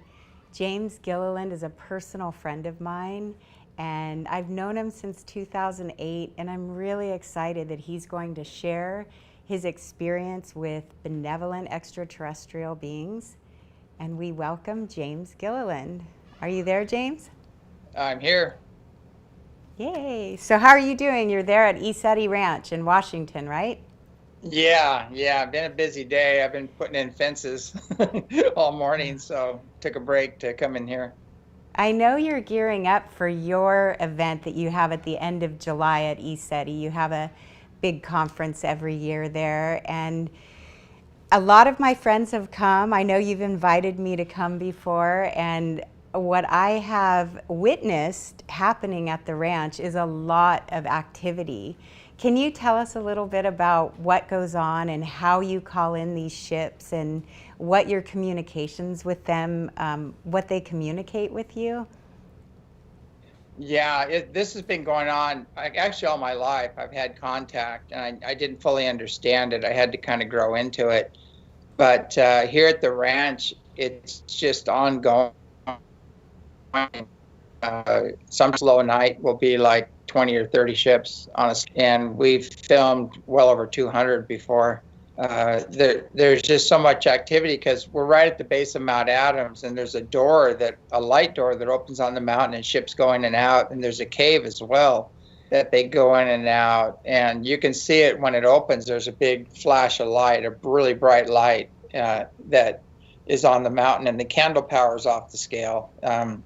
There's people that try to say we're filming campers and things like that, but we call them launching campers because they launch into space, so that eliminates that. And we had Rob Freeman come up here, and he has he calls them weapons of mass detection. He's got $150,000 worth of gear.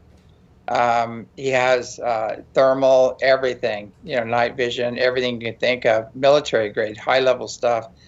And he came to check it out, and when he left, he said, I have more questions than answers, because these lights that they're seeing are cold light. They're not hot. They're not warm. And he said that there's no body attached to it. They move all over the mountain. They move over just extremely rugged terrain, and they take off and go into space. So, he said he doesn't have any explanation for this, but we do. We know what they are. That a lot of them are Merkabahs. They're actually the beings themselves create their own ship, you might say. And so we've had landings, and we've had remote viewers come out and totally validate our information, flying blind. All they have is a number to look at. And John Vivanco's group has come out, and same thing. I told him, a ship landed, and I said, these are feline beings. And the remote viewers actually drew humans with cat ears, and they said they're humanoid cat beings. And so, detailed information has come through that and they were flying blind. They had nothing to go by. Just very accurate information. What do you think the feline beings represent? What do they want us to know? Well, they're explorers and protectors, and they're part of our ancient history. We used to, in ancient India, they call them Narisha and Narsringa, Sekhmet in Egypt. They were the protectors of the gods, and there's 3 levels to them. There's a humanoid cat-like being, there's a panther being that's very tall, and then there's lion beings that are about 17 feet tall. And the males are about 17. The females are probably around 14 feet tall. But, very, very beautiful beings. In the past, they called them the protectors of the gods.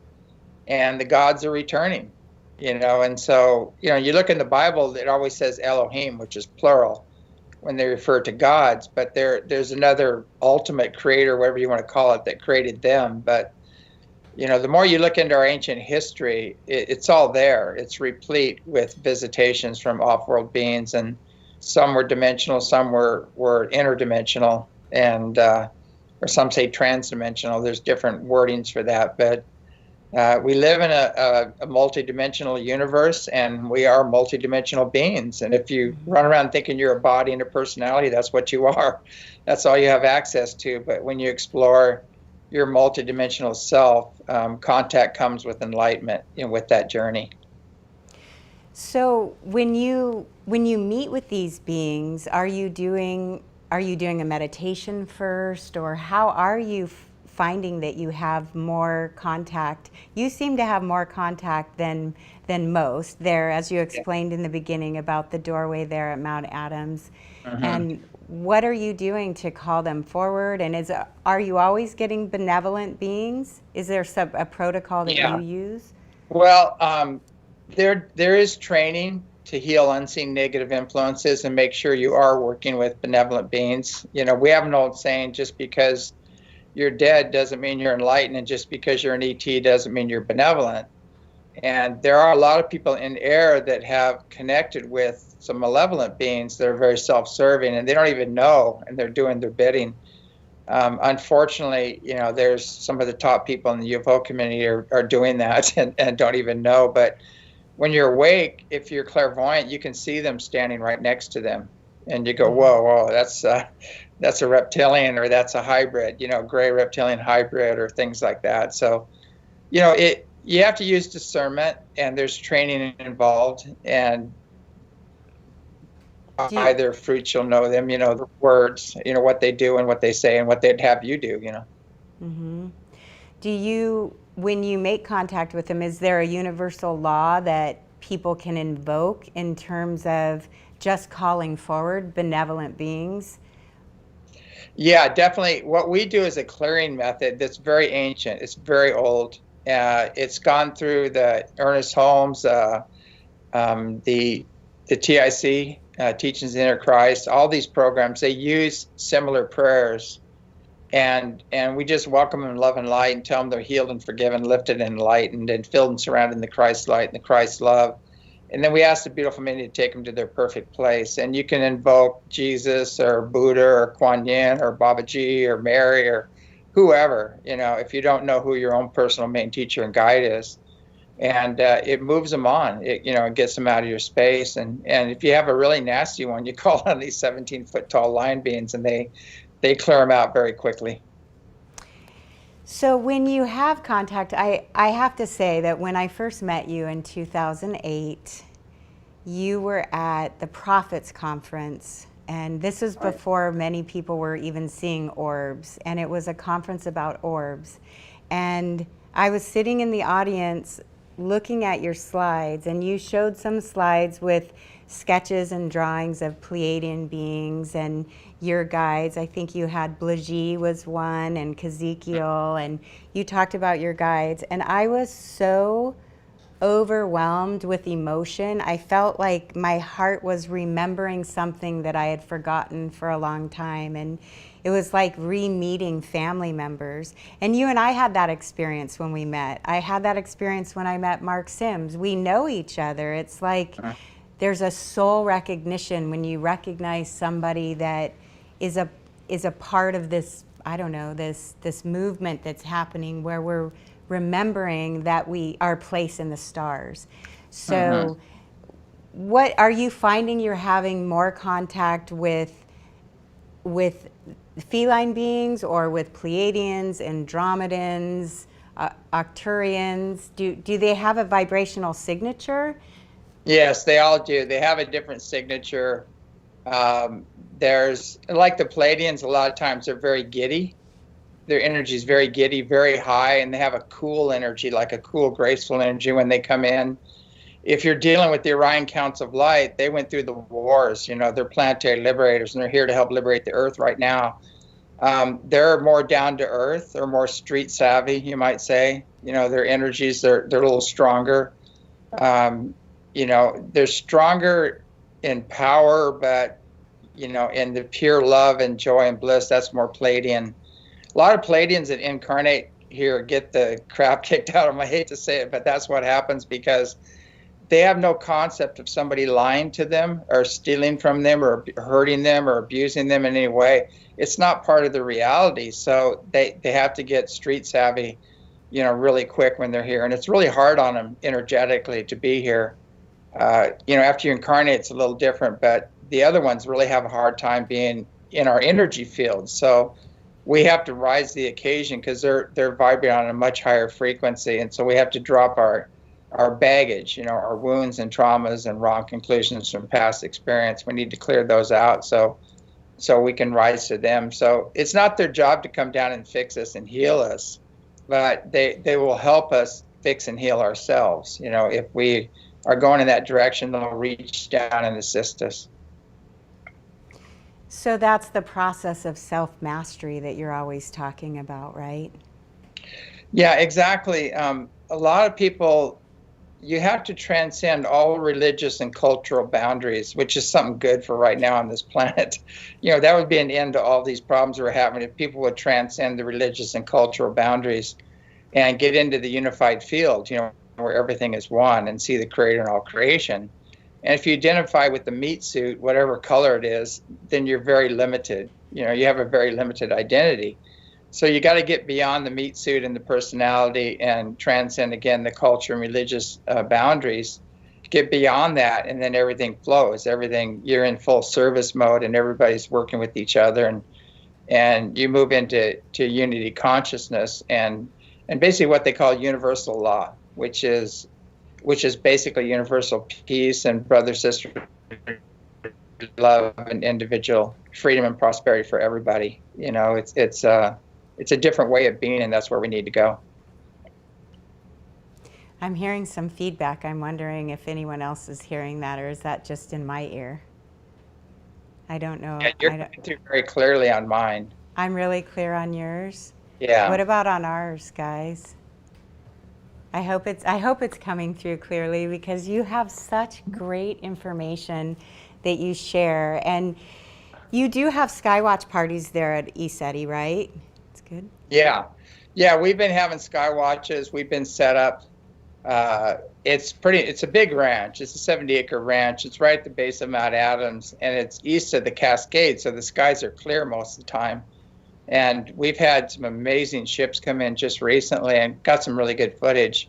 And the mountain, we had crazy activity just a few days ago where not only was the mountain lighting up in multicolors and everything, but there was helicopters that came in, and there was some kind of either a meeting or something that happened there it looked like these helicopters came in. They look like helicopters. I can't say they're helicopters, but they had blinking lights on them, and they had spotlights, and looked like something repelled out of them. And it was just quite a show. I haven't had a chance to look and see what really happened there, but it was pretty crazy. But they've tried a couple forced entries there, and it didn't work out too good. Like, all their equipment shut down and nothing worked. But, you're dealing with extremely advanced beings, very spiritually and technologically advanced, and they can probably just, with their mind alone, deactivate anything. You've shared with me over the years that you've had so many people come to the ranch that some of them were looking to re-engineer some of the craft, and I remember you laughing about somebody that wanted to know what kind of fuel they used. Yeah, and it does sound so funny to me that people are thinking in those terms. Can you talk a little bit about how these advanced beings use their minds, and are we on the trajectory to start using our minds in that way as well? That's what self-mastery is about, right? Oh yeah, the extremely advanced ones, they're bilocating, and their own mind or their spirit is what's creating the craft, and they just can appear anywhere they want. Those beings are there, and then you've got different levels of that. In the ancient texts, the Vedic texts, they say some of the ships are physical, some are just pure energy, some are magnetized light ships, and some are pure consciousness, like Merkabahs. And we have that same thing. We have a physical body, we have an energy body, we have a spiritual body, and we have a body that's just pure consciousness and energy. So the greatest ship you'll ever come across is the one we're housed right now, our bodies. We can raise our frequencies and jump dimensions or bilocate or do all kinds of things. We just forgot how to do it. But there are lamas and yogis and teachers that can do that now on the earth. And we have that happen here a lot. We have people disappearing and phasing out when they're doing Qigong and things like that. So it happens kind of here on a regular basis. Tell me a little bit more about your practice that you just said. Is it called Qigong? Yeah, Qigong. How does that fit into all of this? Well, Jenny Lam was the one that originated it, and there's a guy named Khan over in Japan, Master Khan, and he's amazing. I've taken classes from him. There's several people out there that teach this, and it's one of the most ancient Qigongs. It's a very simple practice, very powerful, and the focus is less is more. So the less complicated it is, the more powerful it is, and the more you connect with that 0 point. And you work with the elements, and you master the elements, and there's certain postures that you hold that are perfect postures for directing energy through your body. And it's amazing the energy you can develop in it, and you can initiate people, and it's funny watching it. The whole mind snaps up and they start laughing uncontrollably. So you're putting people in touch with their own bliss, which is your natural state. We're these loving, joyous, blissful God beings. That's who we really are. But we've chosen a lesser which is the wounded personality self, and that's what we're going through right now. We're healing that. Interesting that you would bring that up. I've been having conversations with people about what's up, and when it comes to the energies that are pulsing right now, I know that you sent me a text the other day about the Schumann resonance and how it was spiking, and I was feeling it in my own body. I was seeing it in maybe some unhealed wounds that I carry, and I recognize that, seeing that this energy is coming up, and it's my personal belief that it's for us to heal those traumas that we carry within our being. And it seems like the more that we heal, the more that we're transcending some of those limitations that bring us to having contact. How do you work on that? And can you explain a little bit more about the Schumann resonance and these different eclipse cycles and why they seem so relevant to what's happening with contact and with what's happening in the earth right now on the earth? Yeah, the benevolent beings, the higher dimensional beings, use those forces, natural forces and cosmic cycles and things like that to do their work as well. And we're moving through this incredible energy ribbon. It's a highly energized place in space we've never been before. And that's activating. We're getting massive pulses, some from unknown origin, some from the central sun, some from the huge gamma ray pulses hitting the Earth. And then the Schumann resonance usually spikes as well after that. But it's like the Earth itself from the center is expanding and being energized, and we're part of that. And then we have this incoming energy as well. And our little egos are getting sandwiched in the middle, of what's happening. And then you got all the astral levels and the discarnate spirits that are being cleaned up as well at the same time. So it's like, we're in the cooker right now, and there's waves of energy coming through, and people are going to react to those waves. And this isn't woo-woo stuff. This is science, because they know when we get a major solar flare or a coronal mass ejection that first you see a lot of social economic changes really fast, and then you start seeing crazy weather, big winds, an increase in earthquake and volcanic activity. And you can tie it into major sunspots. And another thing, too, is that whenever we've had major unrest on the planet, there was extreme sunspot activity. And we had the most severe storms we've ever had. So there's a feedback loop between us and the sun, and NASA knows about it. They can see it. They can actually measure it.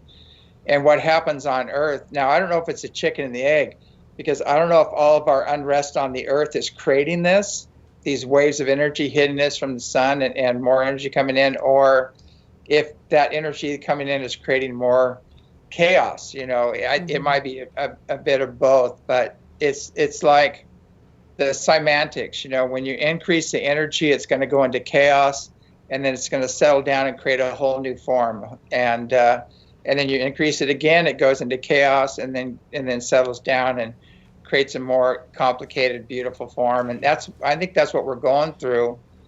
And one of the things that I feel that I see that happens at the ranch and that happens with me when I take people out on the water to be with the dolphins and the whales, we create this cohesive container where we are in the field of oneness. We make that commitment to each other that we'll be in that field, and we are going to emulate the joy that the dolphins place in our hearts and really pulsate that joy out to calm the field, calm the waves of some of this chaotic energy.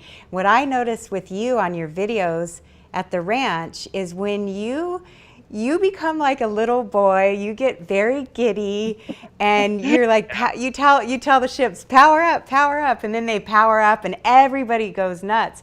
We actually have a video that we would like to play from your website. You and I are both really good friends with Lorcan O'Toole, Peter O'Toole's son.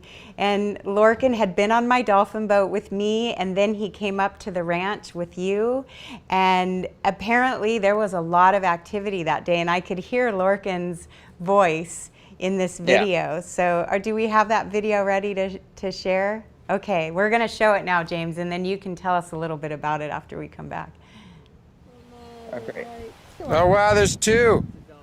There's a double coming in. All right, I'll get out of the way. Oh, three. Another one just went by him. Another one just went under them. I got all of it. I've got it right. Yeah. We're waiting. Okay, I got him. Over there. You got him? There's 5. Wait, 1, 2, 3, 4. Look at this. Look at all of them. Oh my God. There's a whole freaking flotilla. There's like 5 of them. There's the big one in the back. There's the big boys in the back. Got 3 in the front. Look at this. This is awesome. Wow. Let me go back and I can get all of them. There, look, all 4. There's 5. Another one crossed them. I can't see them with the naked eye. I can't keep them. One phased out. One just phased out. There's the 2. Yeah. Keep this one in the back.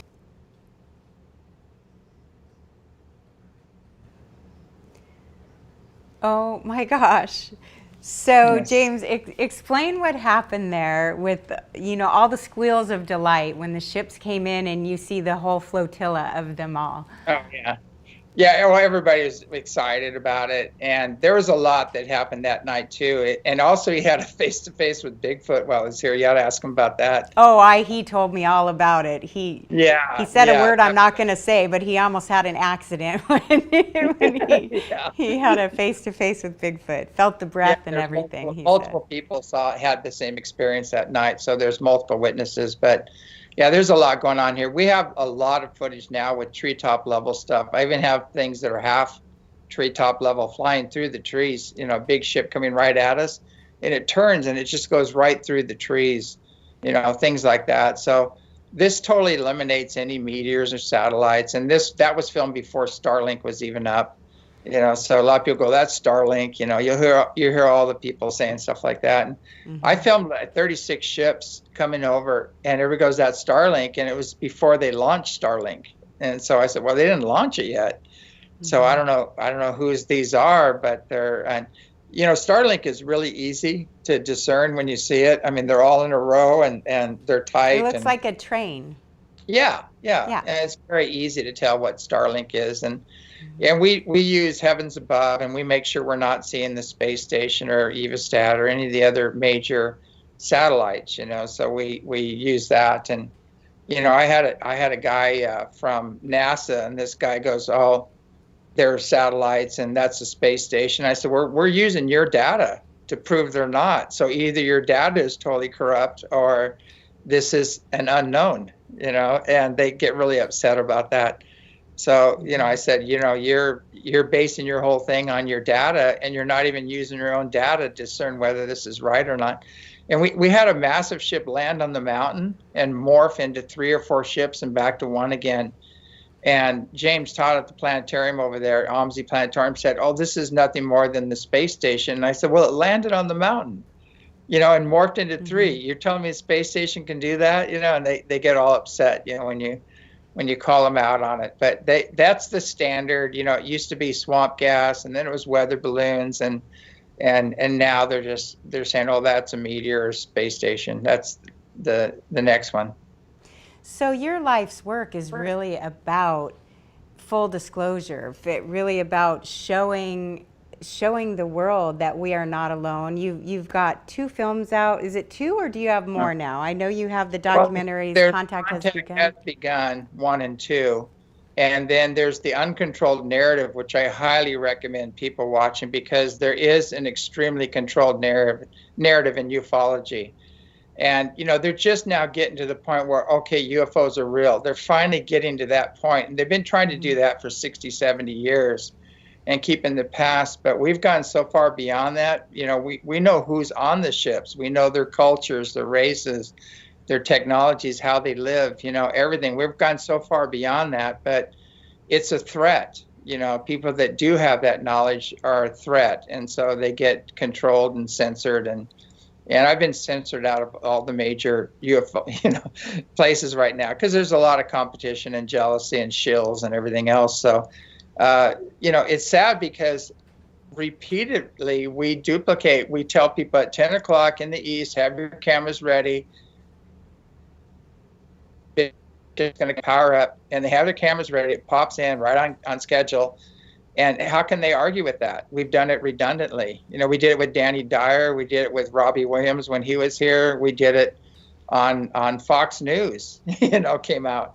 And so at one point in time, they're going to have to say, well, you know, obviously there's contact being made. You know, they have pre-knowledge, and then they're going to go to the next level. But we're actually getting more interest by some of the mainstream news people than we are within the UFO community, which is really sad, you know, because you'd think that would be where it's breaking. But, you know, some of the major international UFO reporting centers have done everything they can to discredit this place. And we've had people calling them trying to say, hey, I just saw 3 ships come down on the mountain and land. And they say, well, call me when the little green men come out and hang up on them, you know, and things like that. So it's really, it's very, very controlled. And I tell people, you really need to do your own research. That's, you know, that's going to empower you.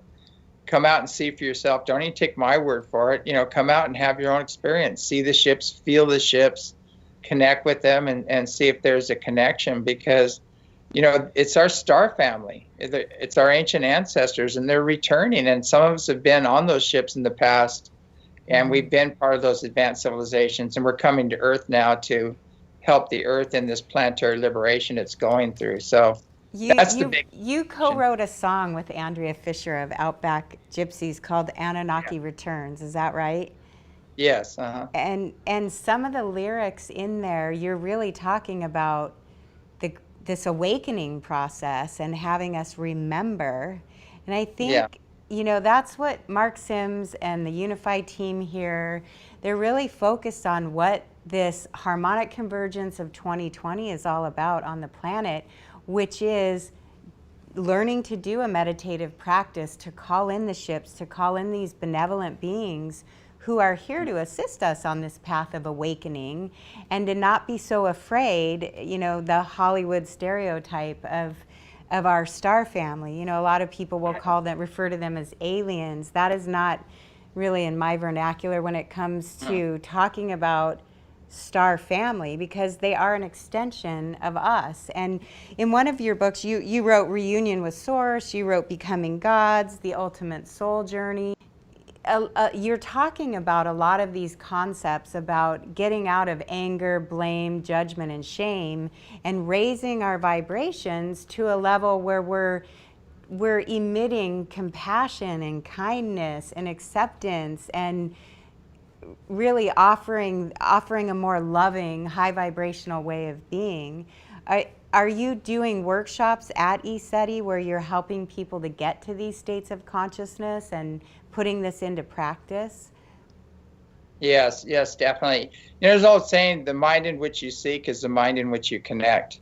And so if you're full of fear and guilt and unworthiness, and unfortunately a lot of the religions push that, you're not going to connect with these higher dimensional beings. And so we got to let go of the baggage, and all these programs, all the social engineering and other nonsense, and get back into critical thinking and making our own personal connection with Source. It's like, if the ET, if Jesus or Buddha would appear in my bedroom, I'd high five him and say, "Hey, what's up?"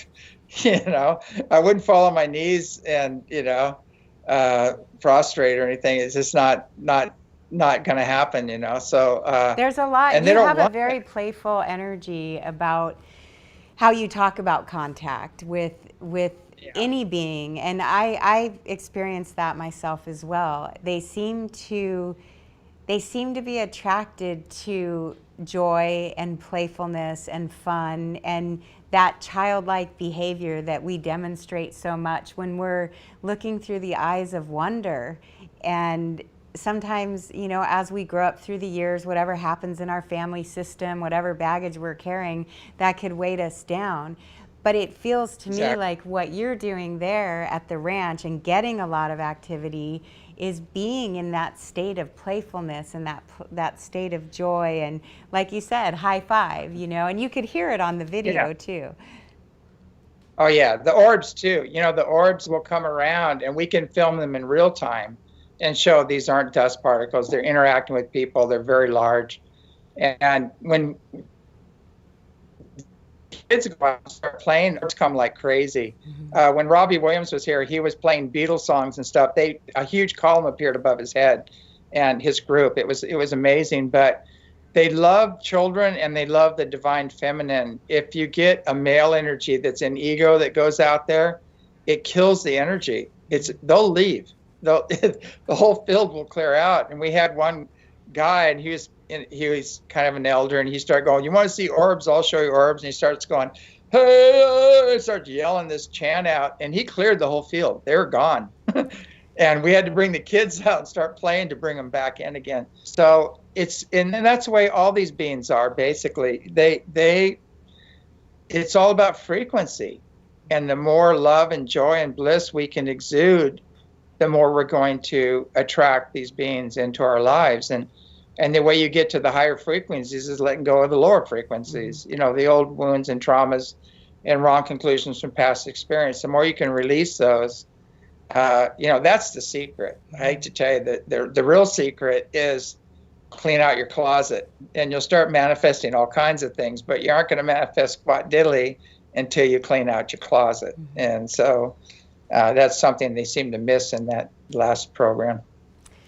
Well, I know that just being around Mark Sims and his childlike joy, he is attracting that kind of energy as well. We talked today about the movie The Last Mimsy. Do you remember that movie? Yeah. And oh yeah. And a lot of people thought that was a child's movie and it was for children, but it's one of my favorite movies because of the message that it's giving. It's through the innocence and the purity of the children that can actually change the course of where we're going on this more organic timeline, to bring back in that innocence and that purity and that joy and wonder. And there's a little girl here right now. We were doing the Qigong classes, and she was running around and she was doing all the moves and everything and just laughing, just pure joy and everything. And I pointed to everybody and I said, "There's your teacher. Right. That's your teacher, not me." You can feel their little heart. The heart opens when you're in that energy. Right. And I always tell people I'm not your guru. I make it very clear. I've never, ever wanted to be somebody's guru. I share a lot of things in my own experiences, but it's all about personal empowerment. It's all about making your own connection with Source, Creator, Great Spirit, whatever you want to call it. But on that path, you're going to have contact. Because as you raise in frequency, you're going to have other contact with other higher frequency beings. But a little warning, though, there's an old saying, and the Hindu saying is the closer you get to nirvana, the more the demons rear their ugly heads. So there are other beings that would try to stop you from going forward and things like that. And it's very easy to heal and move them out of your space and clear them. And I think it's so important now that people learn how to heal unseen negative influences. No matter what practice you're doing, clear your fields first, create sacred space. And that's on our website. It's in my books and everything, the techniques for doing that. But that is so important right now because a lot of people are just letting anything come in. Mm-hmm. You know, and again, we say just because you're dead doesn't mean you're enlightened, and just because you're an ET doesn't mean you're benevolent. But there are a host of benevolent beings that have already transcended this dimension, and they're here to assist us, you know, in our own transformation. And that's the goal. That's really the goal, is to get there. And that's what this harmonic convergence is all about, is really calling in these benevolent beings to show themselves and show the rest of the world that we're not alone. And contact has been going on for many years, and we really want to express that that's one of the goals, is to get into these states of kindness and compassion, connecting with nature. Today, day 4 of the Harmonic Convergence 2020 is the theme is move with nature. And I know that you do that a lot on the ranch. Everybody's outside. Nature is a big part of all of this. Exactly. I know that. Oh, go ahead. No, go ahead. What were you going to say? I wanted to say something. I just did an interview with Mihal Ledwith. He's going to be one of the speakers here at the ranch. And we were talking about that. And unless you've had your own experience, I mean, your own near-death experience, I've had a couple of them, you're never going to know God, because there's all these images that have been pushed on us of this jealous, wrathful, genocidal, is he all loving, all forgiving, or is he a genocidal maniac? Just all this chaos and information. Once you experience the source, you realize it's just pure love and joy and bliss. It doesn't have a body. It's not male or female. And there's no ego there. It cannot judge. Mm-hmm. And when you understand this, you go, wait a second, if it cannot judge, and even Jesus said that, neither do I judge thee, nor does my Father judge me. Go and sin no more. You know, sin's an archery term. It means you missed the mark. That's reload and try again. But, you know, basically, when people understand that, all they have to do is forgive themselves, because the forgiveness is already there. And forgiveness is such a powerful tool right now that we really need to forgive others, forgive ourselves, gain the wisdom from the experience, and go forward. And the more we do that, the more our frequencies are going to rise, and the more closer we're going to get to contacting these higher dimensional beings. But we got to dispel this image and this control programs and all this social engineering around that, because, you know, the fact of the matter, we're a soul. We all came from the same source. We're all family. Doesn't matter what meat suit you're in right now, you know, or what culture you're aligned with, or what religion. That's the big picture, and that's where we need to go. What a great place for us to wind down on. That is such a beautiful message. Thank you so much for doing this for us, James. I'm really excited. You're starting your own TV station there at the ranch, and people can find you by going to, is it eStudy.org? eStudy.org, yeah. Okay, so again, do you feel the energy just shifted? Did you feel all that energy come in? I can feel people crying right now. I feel it. My hands got really hot. My heart feels very open. Tears of joy. I can feel a tear if I get in tears myself, but they are so happy in the higher dimensions, and they're so glad that people are actually engaging, you know, in their own spiritual selves. Thank you, James. Thank you. Well, it's been a pleasure. Thank you so much. We'll see you soon. All right, see you soon. Thanks for having me on your harmonic convergence. You're so welcome. Bye for now.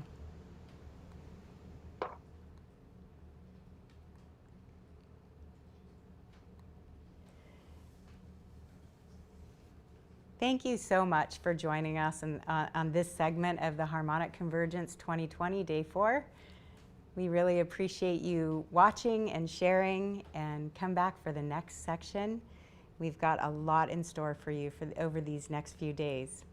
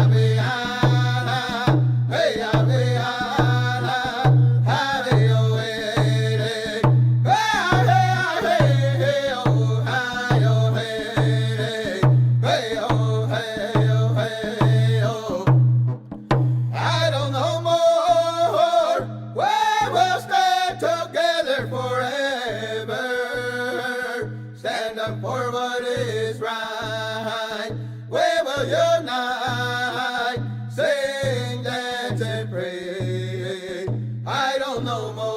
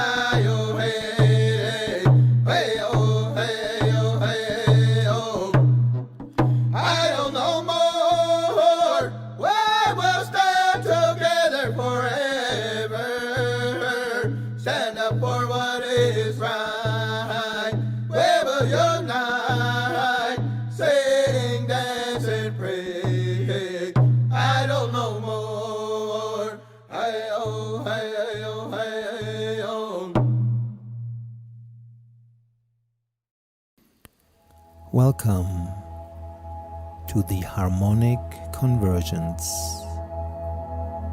2020.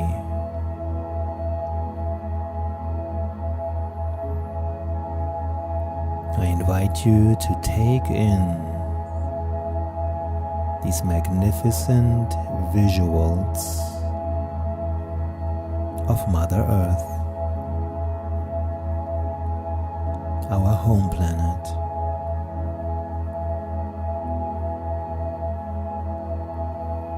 When you're ready, close your eyes and bring your attention inwards.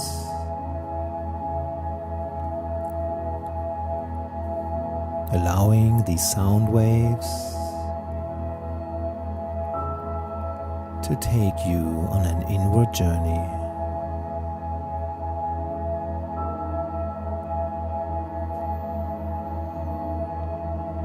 Connect with your breath like an anchor,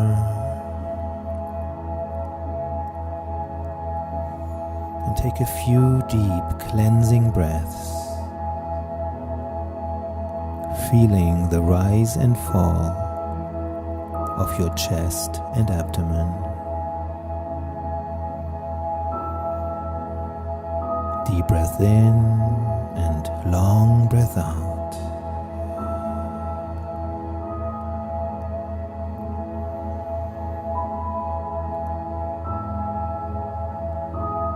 As you inhale, drawing in fresh life force, prana, oxygen into your system.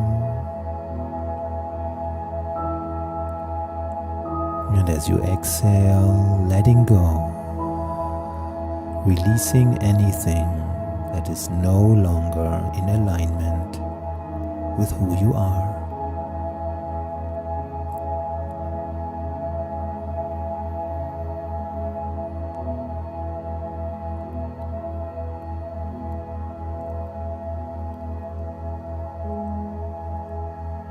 Allow the space of your awareness to expand,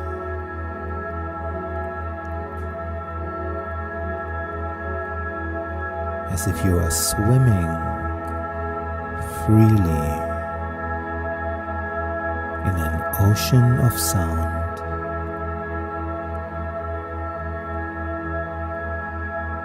Set yourself free, as if you are shedding your skin.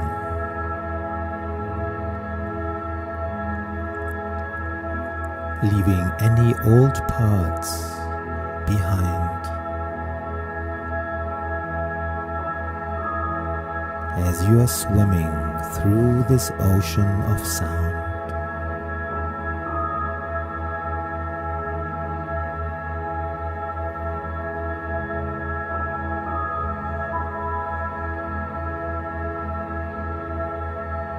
And as you look around, there are many other fellow beings with you right here, right now. Like a school of dolphins.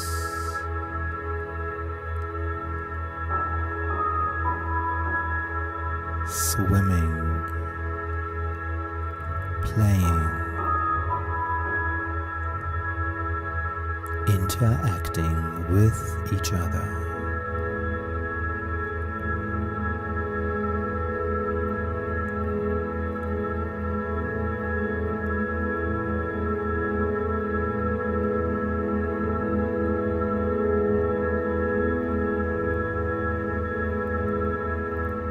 Notice how that feels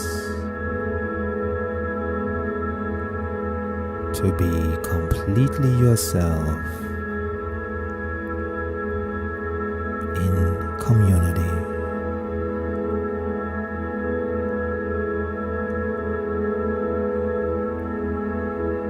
And bring this sensation with you. Deepen your breath. And when you're ready, come back.